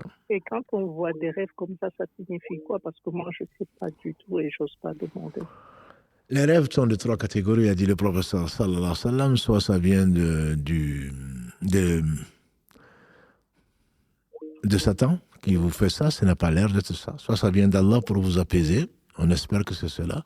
Ou alors ça vient du subconscient parce que vous avez envie vraiment de marcher et il se peut que ça vienne de là. Mais dans tous les cas, si, comme l'a dit le prophète sallallahu alayhi wa sallam, quand on lui a présenté Aïcha dans un rêve, il lui a dit si ça vient d'Allah, ça va se réaliser. Donc c'est tout ce que vous pouvez dire et n'interprétez pas plus que ça. Dites simplement si ça vient d'Allah, ça va se réaliser. Et nous sommes certains que si ça vient d'Allah, ça va se réaliser. Inch'Allah. Inch'Allah. Marhaba. Barakallahu fik et qu'Allah vous assiste et qu'Allah vous guérisse, Inch'Allah. Inch'Allah, merci beaucoup. Allah yabarak fik, Barakallahu fik pour ce témoignage et de courage. Et encore une fois, c'est nous qui devons, au lieu de l'écouter, je pense que c'est vraiment nous qui devons avoir honte de nous plaindre, comme on aime tellement se plaindre, comme on aime avoir tellement de prétextes. Voilà quelqu'un qu'Allah a éprouvé pour son bien et qui témoigne donc des bienfaits d'Allah sur elle et des difficultés qu'elle vit tous les jours. On ne peut qu'essayer d'imaginer ce que ça peut être. Qu'Allah nous pardonne pour nos écarts et nos négligences. Mon père s'est remarié avec une femme qui a un fils. Est-ce que je dois garder mon voile devant lui? La réponse est oui. C'est-à-dire ton père s'est remarié avec une femme, donc ce fils-là, tu n'as aucun lien de sang avec ce fils-là. Tu aurais eu un lien de sang avec ce fils, tu aurais eu un lien de lait avec ce fils, oui. Mais là, c'est un homme qui t'est étranger. C'est un homme qui t'est étranger dans l'islam. Et c'est pas un mahram. Vous ne devez pas rester seul, même si vous avez un lien de parenté, entre guillemets, en tout cas, mais pas filial. Donc, c'est bien, effectivement, dans ce sens que ce n'est pas un mahram pour vous et vous devez rester donc éloigné, entre guillemets. Allô, salam alaikum. Oui, allô, salam alaikum. Wa alaikum salam wa rahmatullah. Excusez-moi, j'ai une petite question. En fait, c'est par rapport à une muqabala avec un frère. Et je ne possède pas de mahram.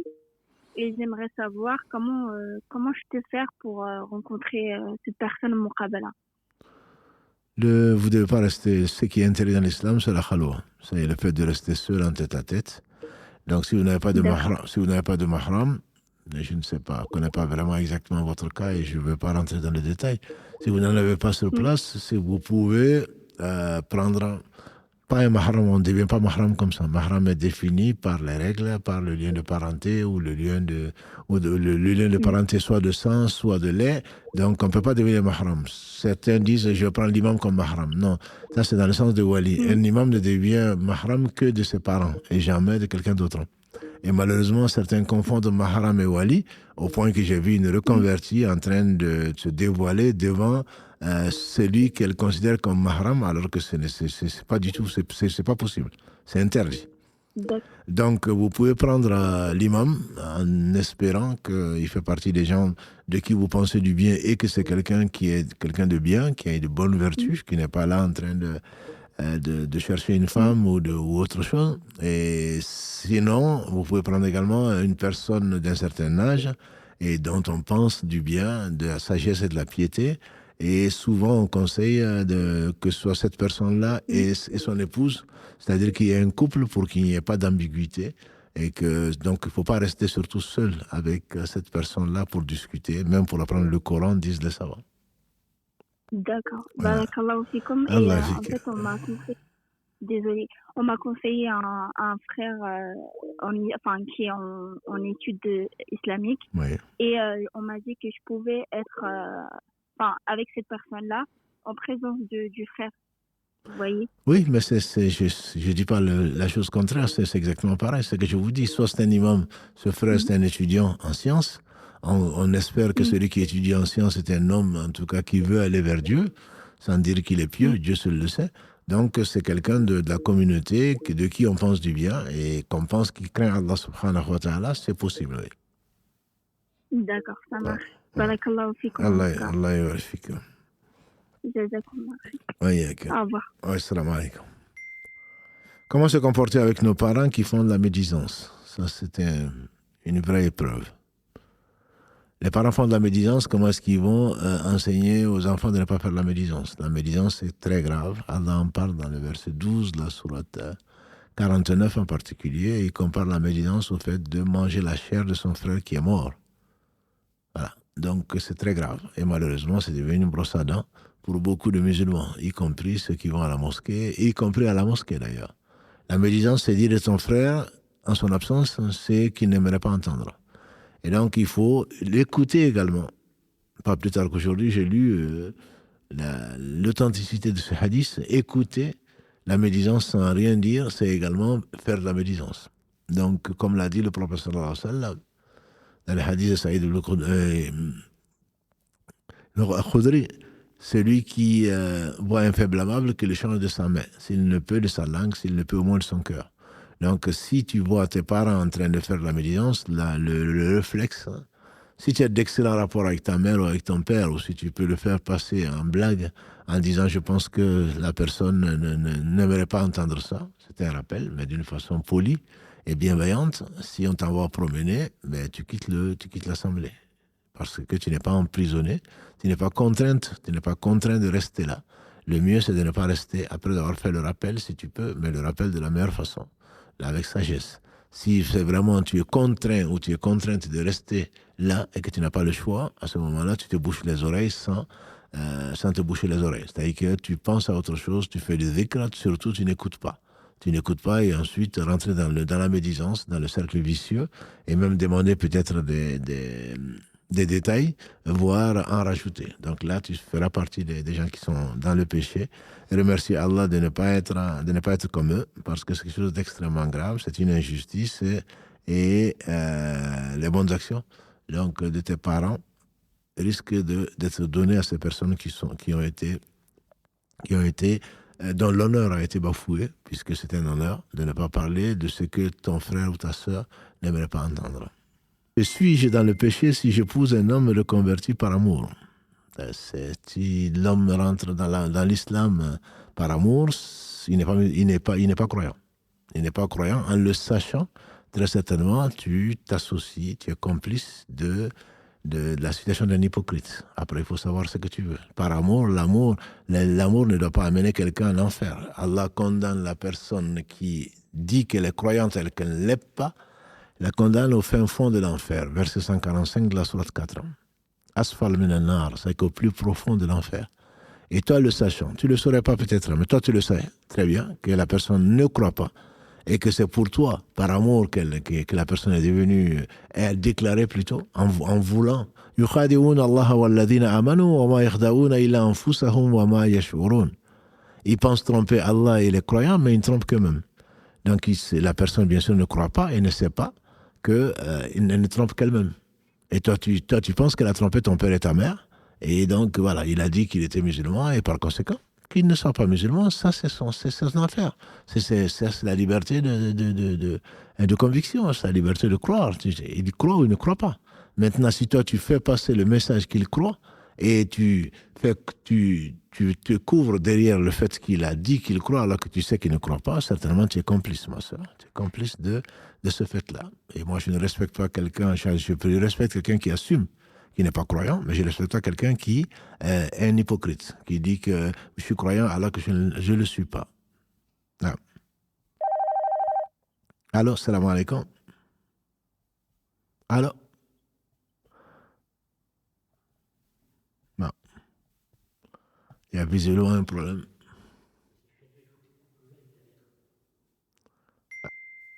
Comment ne pas faire partie des hypocrites qu'Allah cite dans le Coran? Très bonne question. Si Allah cite les hypocrites, ce n'est pas pour les juger. Ce n'est pas pour se moquer d'eux. Parce que c'est Allah qui nous a donné la foi, c'est Allah qui peut nous l'apprendre. Et donc, ce n'est pas ça. On remercie Allah de ne pas être à leur place. Pour ne pas en faire, Allah les décrit justement. Ibn Qayyim, qu'Allah les fasse miséricorde, il dit que dans les premiers versets de la sourate 2, la première sourate après la Fatiha, Allah décrit les croyants en 4 versets. Dans la sourate al-Baqarah. Il décrit les non-croyants en 2 versets. Les hypocrites, il décrit en 11 versets. Tout ça pourquoi? Parce que ils sont dangereux. Et donc Allah nous décrit comment ils pensent, qu'est-ce qu'ils disent, qu'est-ce qu'ils font. Et donc, comme on voit ça, c'est pour, bien entendu, qu'on essaye d'éviter ça, comme tu essayes de l'éviter, alhamdulillah. Et les meilleurs d'entre nous, les croyants en particulier, je pense à Omar ibn Khattab, je pense aux 30 qu'a rencontré Ibn Abi Mulaika, plutôt, qui a rencontré Abu Huraira, Asma, Aïcha et d'autres compagnons, 30 compagnons du prophète sallam, tous craignaient d'être hypocrites. Donc c'est un bon signe pour toi que tu poses la question de savoir si tu es hypocrite ou pas ou comment l'éviter. Maintenant, c'est l'hypocrite se reconnaît, a dit le prophète sallallahu alayhi wa sallam, à 4 choses. Dans une version d'Abu Huraira, à 3 choses. Quand il parle, il ment. Quand il promet, il ne tient pas sa promesse. Et quand on lui confie quelque chose, il trahit. Donc, et dans la 4e, Abdallah ibn Amr ibn As, radiallahu anhuma, qui disait, quand il se met en colère, il n'a ni foi ni loi. Il devient grossier. Donc, si ceci, comme l'a dit le prophète sallam, si ces 4 se réunissent chez quelqu'un, c'est un hypocrite complet. Donc, il faudrait se surveiller, ne pas juger les autres, se concentrer sur sa personne, voir si on ment, ce qui n'est pas du tout une bonne habitude. C'est un très gros défaut. On a un quart d'hypocrisie. Si on ne tient pas ses promesses, on a un autre quart d'hypocrisie. Si on trahit ce qu'on nous confie, on a un 3e quart. Et quand on ne contrôle plus ce que l'on dit parce qu'on est en colère, comme souvent les hommes le disent, quand ils divorcent, non, j'étais en colère. Ou les femmes disent plutôt quand elles sont divorcées, et il était en colère. Non, là aussi, c'est un quart d'hypocrisie. Il a dit que celui qui a ces 4, c'est un hypocrite pur. Jusqu'à ce qu'il abandonne. Celui qui a un quart de ces caractéristiques-là, il a un quart d'hypocrisie jusqu'à ce qu'il l'abandonne. Voilà donc des méthodes qui nous permettent d'évaluer donc le fond de nos pensées, le fond de notre cœur, et afin, bien entendu, de s'en débarrasser, de ne pas compter parmi donc ce dont Allah a scellé le cœur, qu'Allah nous en préserve. Peut-on montrer sa aura d'une personne non musulmane. Je ne comprends pas très bien la question. Donc, la aura est les parties intimes. On ne peut montrer à personne. On ne peut montrer qu'à son épouse ou à son époux, ou pour raison donc, de santé, pour le personnel médical ou autre chose. Musulman ou non musulman, ça ne change rien du tout. La aura t'appartient, c'est intime. Donc, tu ne peux pas le montrer, même ni à ton père ni à ta mère, sauf raison. Donc, il n'y a pas de religion dans ce cas-là. Tu dois montrer, tu dois le garder pour toi, et c'est ça la aura.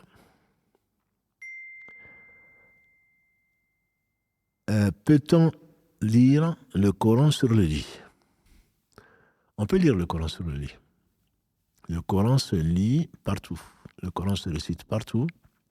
Simplement, quand on le lit, on se concentre. Il ne s'agit pas de coucher entre le sommeil et la veille, ou en faire une berceuse. Voilà, pour mieux dormir. Ou pour... Non, moi, je n'arrive pas à dormir sans le Coran. Mais le problème, c'est que tu ne respectes pas le Coran. Si jamais celle que tu aimes ou celui que tu aimes t'envoyait même un message, un vocal, certainement que tu t'assoirais pour l'écouter et que tu n'aurais plus sommeil.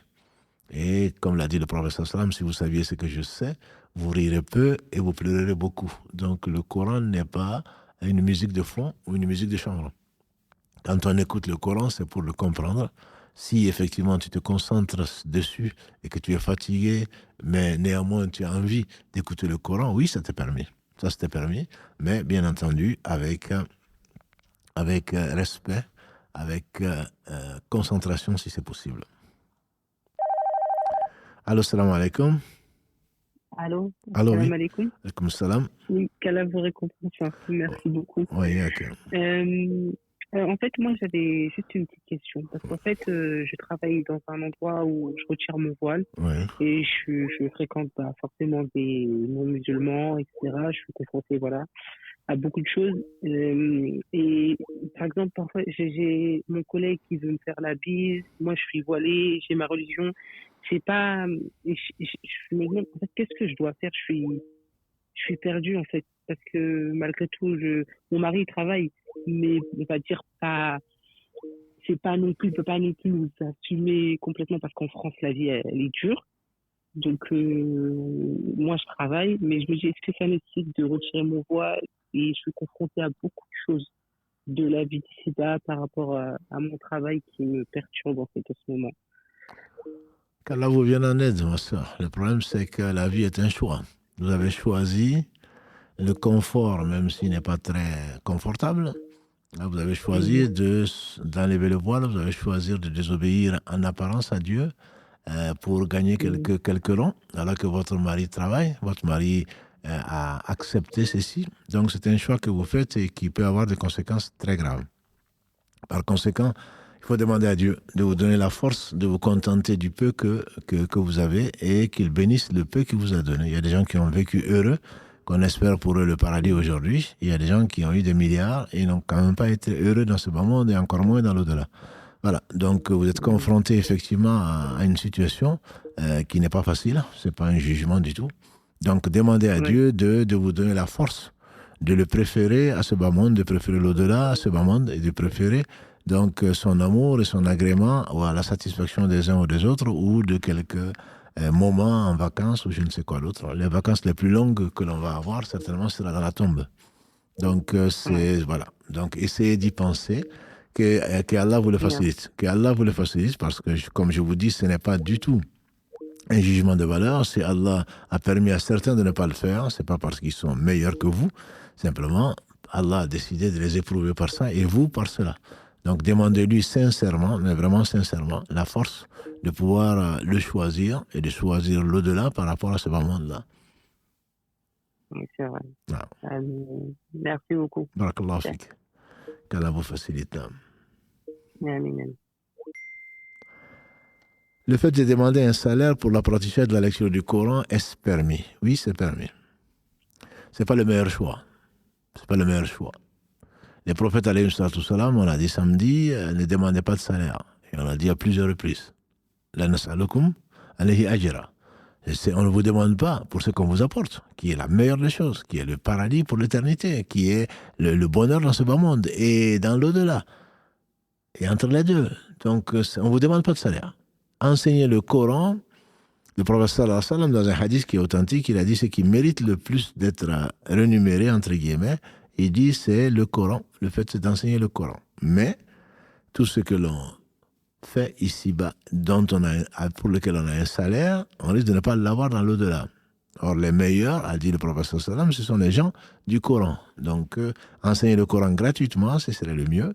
Mais on ne peut pas dire à quelqu'un pourquoi tu prends de l'argent s'il vit de ça. S'il vit de ça, il a le droit de le faire. On dit que le père d'Abu Hanifa, Allah lui fasse miséricorde, le fondateur de la première des 4 écoles, on dit que quand Abu Hanifa a pris la Fatiha, il a donné, je ne sais pas combien de centaines de dinars à son enseignant, qui lui dit, mais pourquoi? Il dit, parce que ce que tu lui as appris, ça n'a pas de valeur. C'est énorme. Donc, que l'on enseigne gratuitement serait le mieux, à l'exemple des prophètes, et à l'exemple de nos savants. Mais ce qui lui a été, ce qui lui sera donné, il n'aura pas de compte à rendre, c'est un cadeau. Mais s'il exige cela, alors il aura eu son salaire ici-bas, et il se peut que son salaire dans l'au-delà en dépende, et donc qu'il n'ait plus ce salaire-là. D'ailleurs, certains pieux prédécesseurs, quand ils n'aimaient pas les cadeaux, ils l'acceptaient quand même, parce que le professeur acceptait les cadeaux. Tout ce qu'on leur donnait, ils disaient, voilà une part de moins dans l'au-delà. Donc, il ne faut pas penser que le cadeau, ça prouve que c'est ci ou cela. Non, c'est que si pour la cause d'Allah, on te donne des choses, c'est que tu n'auras pas, ce sera déduit, entre guillemets, de ce que tu auras dans l'au-delà. Donc, on ne peut pas dire que c'est interdit, mais ce n'est pas quelque chose de conseillé du tout. Donc, par rapport on a quelques soucis de téléphone parce que les gens suivent le live. Voilà. Et en même temps, donc, ils laissent le téléphone. Quand on veut téléphoner, ils sont en attente. Donc, Karim les met en attente parce qu'on ne peut pas passer en même temps, tous en même temps. Qu'ils patientent et donc qu'ils ne mettent pas le live et en même temps qu'ils écoutent en attente.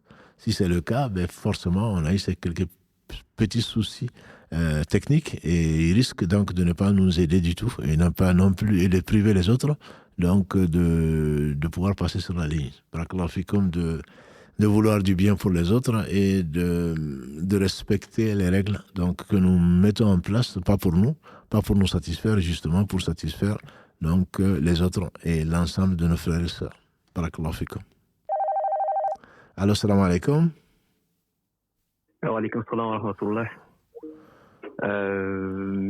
Merci beaucoup pour tout ce que vous faites et puis et qu'Allah vous préserve ainsi qu'à toute l'équipe. Ainsi qu'à vous, oui. Merci beaucoup. Dans le fond, moi j'ai une question concernant le riba. Oui. En gros, au côté financement des voitures, par exemple.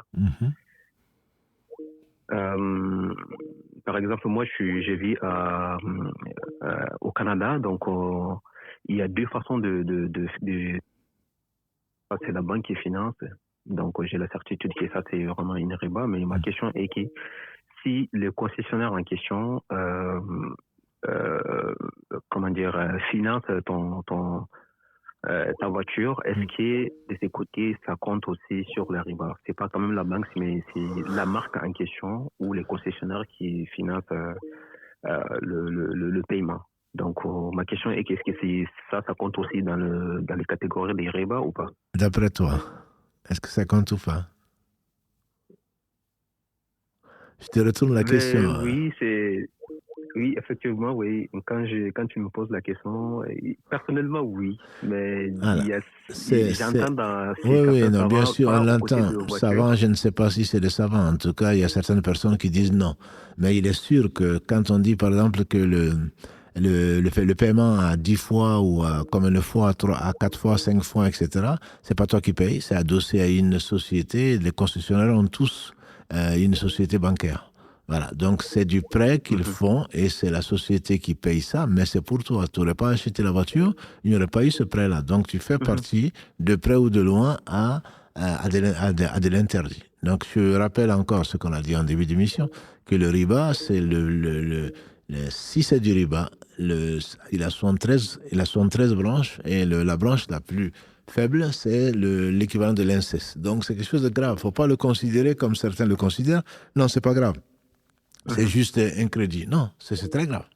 C'est très grave dans la mesure où on ne sait pas quand on va mourir, on ne sait pas si Allah va nous pardonner. Et beaucoup de gens se retrouvent dans des familles recomposées ou divorcées, avec des catastrophes dans la famille, avec ceci. Peut-être que ça vient de là. Et quand tu leur demandes, quand tu approfondis, quand tu discutes, ou dans la discussion, ça vient, oui, j'ai une maison à crédit, oui, j'ai ceci, oui, j'ai ça à crédit, j'ai cela. Le riba, Allah déclare la guerre à celui qui n'abandonne pas le riba. Il déclare la guerre. La guerre d'Allah, qui est-ce qui peut la supporter? Voilà. Donc, c'est pas quelque chose d'anodin.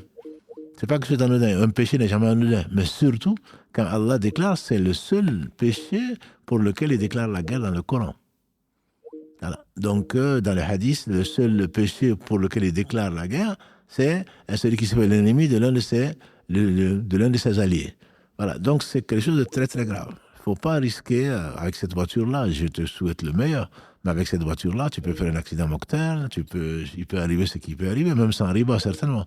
Mais si Allah te déclare la guerre, tu ne seras certainement pas vainqueur.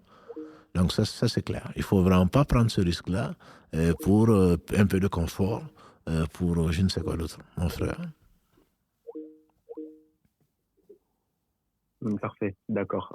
Merci beaucoup pour la réponse, elle est vraiment claire. Barakallahu fik. Qu'Allah vous préserve. Salam alaikum. Alayka salam wa rahmatullahi wa salam. Amin. Il faut l'année baraji. Comme Canada Kaufo. Donc j'en profite puisque j'en profite puisque je suis en train de parler bambara. Karim m'a dit que samedi il y avait beaucoup de personnes qui demandaient à propos donc de mon séjour prévu à Bamako. Effectivement, je suis invité pour une conférence toute la semaine d'ailleurs, mais pour une conférence le 18 janvier, Inch'Allah, au Centre international de conférence de Bamako. Donc dans 10 jours à peu près, Inch'Allah. Le samedi en 8. Donc, j'aurai le plaisir, Inch'Allah, de rencontrer quelques-uns de nos frères de la grande famille, donc de la mosquée du Mirail, et qu'Allah subhanahu wa ta'ala nous fasse rencontrer et nous fasse partager donc, le peu de science que l'on a, et surtout qu'il bénisse notre temps et qu'il bénisse ce qu'il nous aura accordé. Voilà, je confirme effectivement que l'invitation, donc par l'association, comme on a dit, Nourul Haya, associé à ASIA, donc qui m'ont invité. Dans la semaine, il y aura également des rencontres qui sont prévues avec des sœurs, des rencontres prévues avec des étudiants, des rencontres prévues avec des frères. Et le détail de Inch'Allah vous sera communiqué par les organisateurs. C'est pas moi qui les organise. Et je reste à leur disposition, Inch'Allah. Donc, pendant ce temps-là, Karim prendra des vacances, vous aussi. Et Inch'Allah, on vous avertira des modalités, en tout cas, quant aux différents lives qui risquent de vous manquer, qui vont également nous manquer. Voilà, donc j'en profite puisque vous avez entendu des choses que vous n'avez pas comprises, sauf Karim en Bambara.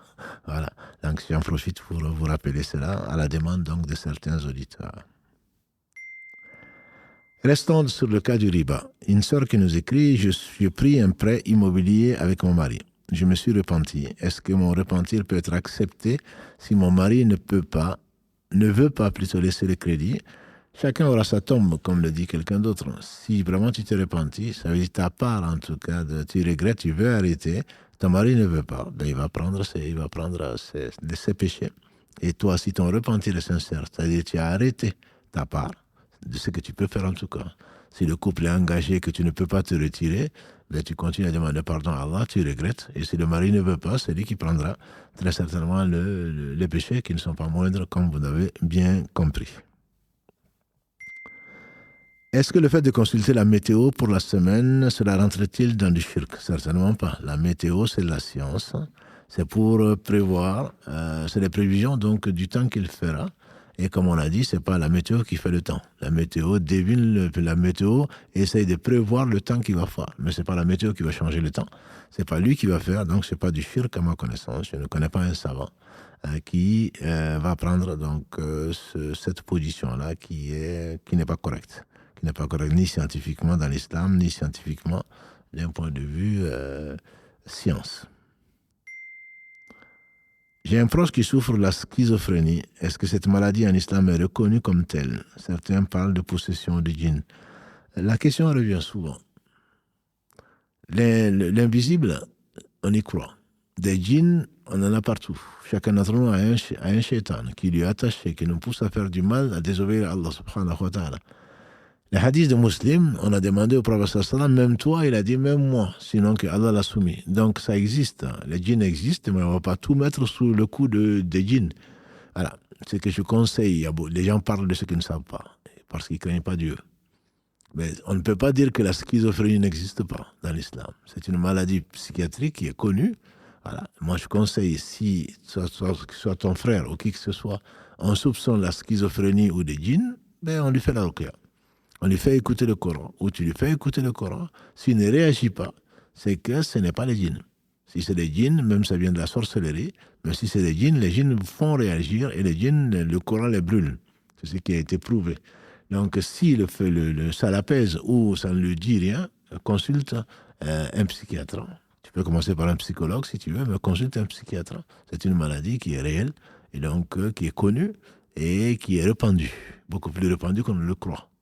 Donc, n'affirme pas, ne reste pas sur les hypothèses et les conclusions des médecins qui sont tous musulmans aujourd'hui. Tout le monde se prend pour ce qui n'est pas, souvent en tout cas, et parle sans science. Ne suis pas les gens qui parlent sans science.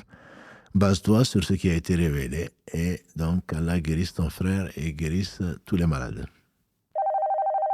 Allô, oui? Allô, oui? Salam alaikum. Alaykoum salam. Merci beaucoup pour tout ce que vous nous apportez au quotidien. Et qu'Allah vous accorde les plus hauts degrés du paradis et vos récompenses. Oui, et toi aussi. Merci. Alors, en fait, je vous pose une question parce qu'en fait, je suis née d'un... Enfin, mes parents, ils n'étaient pas mariés quand ils nous ont eu, ma sœur et moi. Oui. Et en fait... en fait, mon père, il est musulman, ma mère, elle est chrétienne. Et je me suis mariée il y a 5 ans. Et c'est mon père que j'ai pris comme haram, du coup. Mais j'aimerais savoir, est-ce que mon mariage, il est valide ou pas? Si ton père est musulman ou si cet homme est musulman, parce que tu l'appelles ton père, si cet homme est musulman, s'il a épousé ta mère, ou même s'il n'a pas épousé, si tu l'as pris comme wali et qu'il est musulman, ton mariage est valide. Il y a deux avis. Enfin, tout est basé sur le hadith du prophète sallallahu alayhi wa sallam qui dit l'imam, ou plutôt l'autorité et le wali de celle qui n'en a pas. Donc même quelqu'un qui est né hors mariage ou qui est converti peut se marier et doit se marier si elle en a besoin. Donc le wali, c'est l'autorité. L'autorité, c'est un juge dans le sens musulman du terme. S'il n'y en a pas, on nous renvoie au centre islamique. Le centre islamique, on imagine qu'il est représenté par l'imam. Et l'imam ne peut faire célébrer un mariage religieux qu'après un mariage civil, comme maintenant. Vous le connaissez, article 433-21 du Code pénal. Voilà, sinon c'est 1 an de prison, 7 500 € d'amende. Donc n'insultez pas les imams, priez plutôt pour eux. C'est la loi qui l'interdit, donc il ne peut pas désobéir à la loi. Et si ce n'est pas le cas, donc c'est un homme de la communauté, un homme pieux. Donc j'espère que cet homme, donc s'il est musulman, s'il est croyant, celui-là peut te représenter et ton mariage, à ma connaissance. Avec les éléments que tu donnes, ton mariage est valide. D'accord. Et du coup, après, j'avais divorcé avec mon mari, du coup, et on s'est remariés 2 années après. Et mon père, il n'avait pas pu venir. Et les personnes qui nous ont mariés, ils ont demandé juste est-ce qu'il est d'accord? Parce qu'en fait, le jour où il devait venir, il était malade. Donc, quand on s'est rendu à l'endroit où le mariage devait se faire, il a dit qu'il ne pouvait pas venir parce qu'il était malade. Et les personnes ils m'ont dit est-ce que ton père il est d'accord? J'ai dit oui. Et du coup, ils ont refait le mariage. Oui. C'est toi qui leur a dit que c'est ton père. C'est valide ou pas? C'est toi qui leur a dit que c'était ton père. Ils ne pouvaient pas le deviner, eux, que ce n'était pas ton père, premièrement. Deuxièmement, il est malade certainement. Ils ne savent pas s'il est croyant ou pas. Ils ne savent pas si c'est le tuteur. Ils auraient pu faire le tuteur. Je suis convaincu que si tu avais vraiment tout dit, tu avais dit que ce n'était pas ton père, islamiquement parlant, peut-être que l'imam aurait pu être ton tuteur. Donc, tu n'étais pas obligé de prendre cet homme-là. Moi, je suis d'avis que c'est l'imam si c'est possible qu'il le fasse. Sinon, tu as désigné quelqu'un qui n'était pas ton tuteur, mais tu l'as choisi comme tuteur. Et Si tu as eu son accord, oui, ton mariage est valide. Si tu as eu son accord. Mais si tu l'as dit comme ça parce que... voilà. Ça, c'est Dieu seul sait ce que tu as dit et pourquoi tu l'as dit. Si effectivement tu ne lui as pas demandé ou tu n'as pas de tuteur, le mariage n'est pas valide. Maintenant, si tu as un tuteur qui est cet homme et que tu lui as demandé, il dit oui, il est d'accord, j'aurais été l'imam, je lui aurais passé un coup de fil. Au moins savoir s'il est d'accord ou pas. Voilà. Je ne sais pas comment les choses se sont passées, mais je ne réponds pas de façon générale. Je dirais simplement que si, comme tu l'as dit, si c'était le cas, effectivement, comme tu le décris, ton mariage est valide, Inch'Allah. D'accord, et quand il n'était pas là, il était hospitalisé. Voilà, donc, alhamdulillah. D'accord. D'accord, barakallahu fik. Allah yafik, wa yak. Barakallahu fik. Salam alaikum. Salam alaikum. Est-ce que l'on peut faire, donc ce serait le dernier appel, les frères et les sœurs, pour aujourd'hui, ce sera terminé en direct. On va essayer de répondre à ceux qui patientent depuis quelque temps et à quelques réponses, à quelques questions qui ont été posées donc à l'écrit. Est-ce qu'on peut faire le tahajjud tout en n'étant pas propre pour les filles? Qu'est-ce que tu veux dire, ma sœur? Tu ne peux pas prier. C'est celle qui est indisposée, soit par les menstrues, soit par les deux filles, ne peut pas prier. Donc le tahajjud, c'est la prière de nuit. Par contre, si tu veux dire que tu te lèves le dernier tiers de la nuit pour invoquer ton Seigneur, bien sûr que c'est permis. Dans tous tes états, tu peux et tu dois invoquer Allah subhanahu wa ta'ala. Mais surtout pas prier. Surtout pas prier. Même la lecture du Coran, comme tu dois le savoir, l'avis majoritaire, c'est non. On ne peut réciter du Coran que les versets ou les sourates qui sont protectrices, dirons-nous, c'est comme ça qu'on les appelle. Mais c'est Allah seul qui permet les choses, comme la sourate al-Mulk, la 67, comme les trois dernières, 112, 113, 114, la Fatiha, Ayatul Kursi, etc. Voilà. Mais si tu appelles le tahajjud dans le fiqh, c'est le fait de se lever la nuit pour prier. Et donc, bien sûr, si tu appelles prière vraiment la salat, non, tu ne peux pas le faire. Mais si tu appelles, tu te lèves le dernier tiers de la nuit pour invoquer ton Seigneur, bien sûr que c'est permis. Ça, c'est permis. Une chose qui donnerait envie à un non-croyant de s'intéresser à l'islam. Je ne sais pas ce que ça veut dire non-croyant. Allah, après avoir révélé, a donné la raison. Donc, aux hommes et aux djinns à un certain âge, sauf exception, sauf pour les personnes qui sont possédées ou qui sont folles ou autre chose. À partir de ce moment-là, la personne se doit de chercher pourquoi elle existe, qui elle est, d'où elle vient et quel est son devenir. Donc, la personne ne peut pas dire qu'elle ne croit pas tant qu'elle ne cherche pas. Si elle cherche et n'a pas de réponse, ça ne veut pas non plus dire qu'il n'y a pas de réponse. Elle peut dire « je n'ai pas trouvé de réponse ». Ce que je peux conseiller aux uns aux autres, et il y a plein de cas de gens qui ont cherché, qui sont partis dans le bouddhisme, qui sont partis dans le christianisme, dans le judaïsme, ils sont finis dans l'islam ou dans autre chose. Donc, ce qui m'interpelle le plus dans l'islam, c'est que c'est la religion de tous les prophètes sans exception. Que tous les prophètes qui ne sont jamais connus, Ibrahim qui est né 19 siècles avant Jésus, alayhi salam, Moïse entre les deux, Mohammed, que Dieu les bénisse tous, 6 siècles après Jésus, qui viennent avec le même message, le même Dieu, les mêmes prescriptions, je ne vois pas comment est-ce que cela puisse venir du hasard, et je n'y crois pas. Voilà. Et les signes qui sont décrits et en nous-mêmes et dans la nature, il y a 2 livres, disent les savants. Il y a le livre qui est ouvert, qui est l'univers. Si tout ceci pour toi c'est du hasard, et si toi-même tu viens du hasard, je me pose des questions. Il y a le livre qui a été révélé qui vient nous décrire justement la perfection de cela pour dire que le hasard n'existe pas, qu'il y a un créateur qui est capable de toutes choses, qui nous a créés à partir de rien et à qui on retournera. Voilà. Et donc, ce sont des notions qui me paraissent fondamentales et ça suffisait aux bédouins, en tout cas. Ça suffisait aux nomades pour attester qu'Allah seul mérite l'adoration. Mais quant aux intellectuels, ils se donnent, alhamdulillah, des prétextes. Et Allah sait tout. Allah a montré à tout un chacun. Il a guidé chacun. Et celui qui refuse sa guidée s'appelle un orgueilleux. Voilà. Et il verra les conséquences de son orgueil.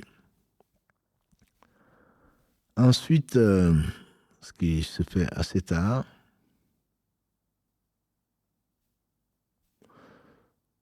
Je suis un étudiant en médecine. Je révise énormément. J'ai du mal à trouver du temps pour apprendre ma religion correctement et assidûment. Que me conseillez-vous? Je te conseille, mon frère, de ne pas faire de la médecine un but. Le but de la vie, c'est l'adoration de Dieu. Je n'ai créé les hommes, les djinns et les hommes que pour m'adorer. Verset 56, la sourate 51. Donc à partir de ce moment-là, tu n'es pas venu pour être médecin. Tu es venu pour adorer Allah, pour te servir, pour servir les autres, et que Allah guérisse les gens au travers de ce que tu fais, ça te fera une grande récompense. Mais la médecine n'est pas un but en soi. Le but, c'est d'adorer Allah. Tu n'as pas été créé pour autre chose. Donc tu ne peux pas, sous couvert de médecine ou sous couvert des études, que tu n'as pas le temps. Le temps, Allah te donne le temps, c'est à toi de le gérer. Je te conseille de faire tes prières à l'heure. Ça, c'est incontournable. Ensuite, de faire ce qu'Allah a rendu obligatoire. Et Allah a facilité. Tu fais les choses qui sont obligatoires. À ce moment, en recherchant les bienfaits d'Allah au travers des études, Allah va te le bénir, Allah va te les bénir, Allah va te les faciliter. Et là, tout ce que tu gagneras, ce sera certainement mieux que les prières surrogatoires ou le jeûne surrogatoire, etc., etc. La prière te prend quoi? La prière te prend 25 minutes, 24 minutes. 25 minutes dans la journée. Et tu passes combien de temps aux toilettes, tu passes combien de temps à manger, tu passes combien de temps à... C'est vraiment pas grand-chose. Donc tu travailles énormément, tu n'es pas le premier, on a tous travaillé énormément. Et c'est pas ce qui nous a empêchés, grâce à Allah, donc d'adorer Allah quand même. Donc ce n'est pas, fais attention, c'est Satan qui veut t'amener sous le couvert des études, tu n'as pas été créé pour cela. Et au travers de cet équilibre dont tu as besoin forcément, c'est l'homme qui a besoin d'Allah, Allah n'a pas besoin d'homme. Si tu penses ne pas besoin d'Allah, si tu penses que tu n'as pas besoin d'Allah, Allah te laisse à toi-même. Et donc tu ne verras même pas, tu ne pourras même pas réfléchir pour savoir pourquoi tu es créé et la mort va te surprendre et tu auras ce que tu auras mérité. Donc ne laisse pas Satan t'éloigner de l'essentiel. L'essentiel, c'est à l'adoration d'Allah subhanahu wa ta'ala. C'est pour ça qu'on a été créé. Sur cela également qu'on sera jugé, à moins qu'Allah nous fasse miséricorde et nous fasse rentrer au paradis sans nous demander des comptes. Qu'en est-il d'une femme qui demande le divorce et puis une semaine après, qu'elle est enceinte? Est-elle considérée comme divorcée après l'accouchement? Une femme qui demande le kholo, on va revenir au kholo, Inch'Allah, c'est un sujet qui est très développé, qui est très important et qui est malheureusement très mal compris, comme beaucoup de sujets en islam. Le kholo, c'est la demande de liberté ou de divorce, si on peut l'appeler ainsi, d'une femme qui rend la dot à son mari contre la libération. Contre sa libération, elle est libre. Donc une fois que le kholo est prononcé, la seconde d'après, le divorce est acté. Par contre, cette femme ne peut pas se remarier. L'avis majoritaire des savants, c'est que son délai de viduité, c'est que le fait qu'elle se remarie avec quelqu'un d'autre est d'1 mois. Comme elle est enceinte, elle ne peut pas se remarier avant d'avoir accouché. Ça, c'est son délai de viduité pour qu'elle puisse épouser quelqu'un d'autre. Mais après le kholo, quand on veut revenir ensemble avec le même mari ou l'ancien mari, ça c'est possible. Mais le délai de viduité n'est pas pour ce mari-là. Le délai de viduité est pour celui qui, donc, c'est le nouveau mari, qui n'est pas donc l'ex. Mais là, si elle est enceinte, elle ne peut pas se remarier, c'est le seul problème. Après, si elle veut revenir, elle peut revenir avec l'ancien, mais à condition, avant bien sûr l'accouchement. Après l'accouchement, à ce moment-là, les conditions sont différentes. Mais on reviendra peut-être, Inch'Allah, plus en profondeur sur ce sujet. C'est pas à 22h30 ici, heure française, 22h45 même, qu'on pourrait développer ce sujet-là. Puis-je inviter ma famille non musulmane à fêter l'Aïd avec moi? Bien sûr, je dirais même c'est le contraire.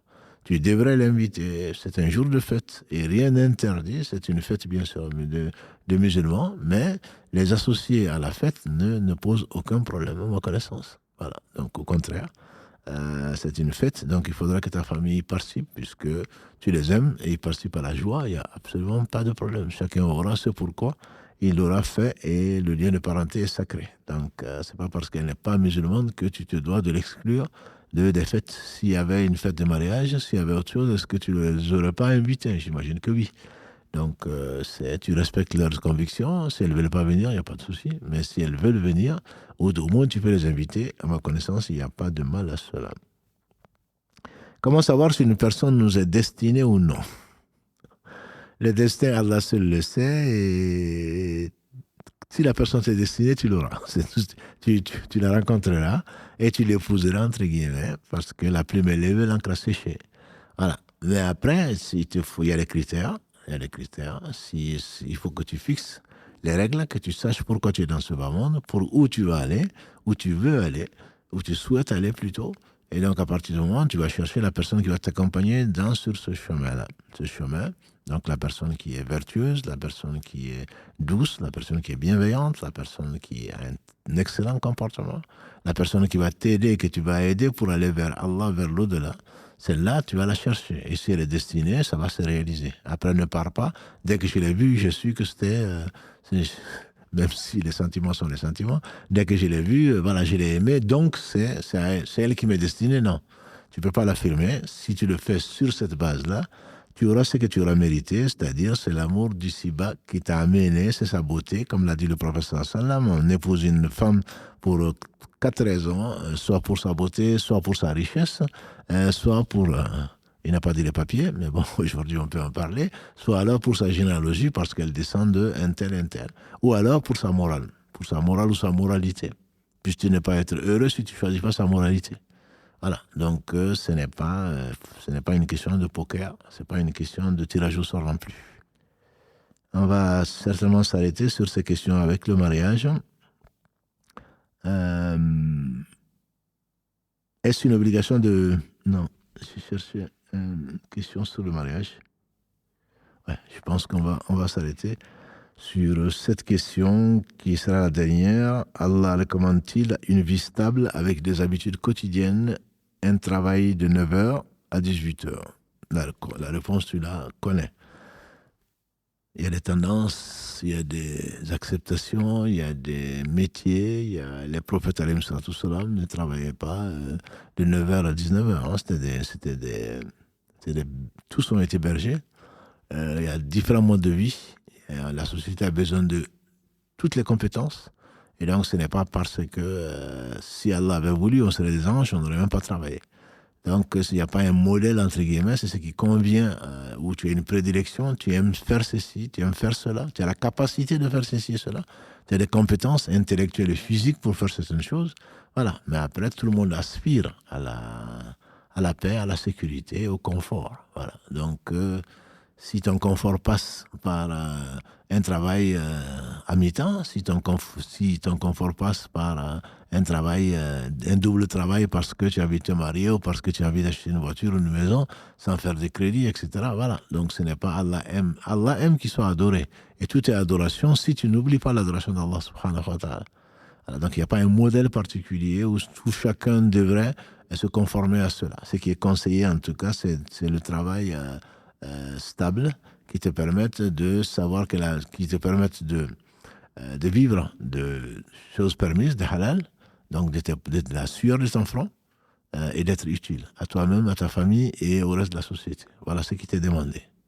Qu'Allah subhanahu wa ta'ala nous guide vers ce qu'il aime et ce qu'il agrée, qu'il nous assiste donc dans cette vie et que cette vie ne soit pas notre objectif. La vie de ce bas monde ne représente pas grand-chose, comme le prophète sallallahu alayhi wa sallam l'a enseigné dans maintes hadiths. Qu'Allah bénisse donc ce prophète, sa famille, ses compagnons, tous ceux qui les auront suivis dans le droit chemin. On nous passe l'honneur d'en faire partie. Notre prochain rendez-vous, Inch'Allah, sera donc mercredi à 21h pour parler de notre série, donc de le devoir d'invoquer. Subhanakallahumma wa bihamdika. Ashhadu an la ilaha illa anta astaghfiruka wa atubu ilayk. Subhana rabbika rabbil izzati amma yasifun. والسلام على المرسلين والحمد لله رب العالمين والسلام عليكم ورحمة الله وبركاته.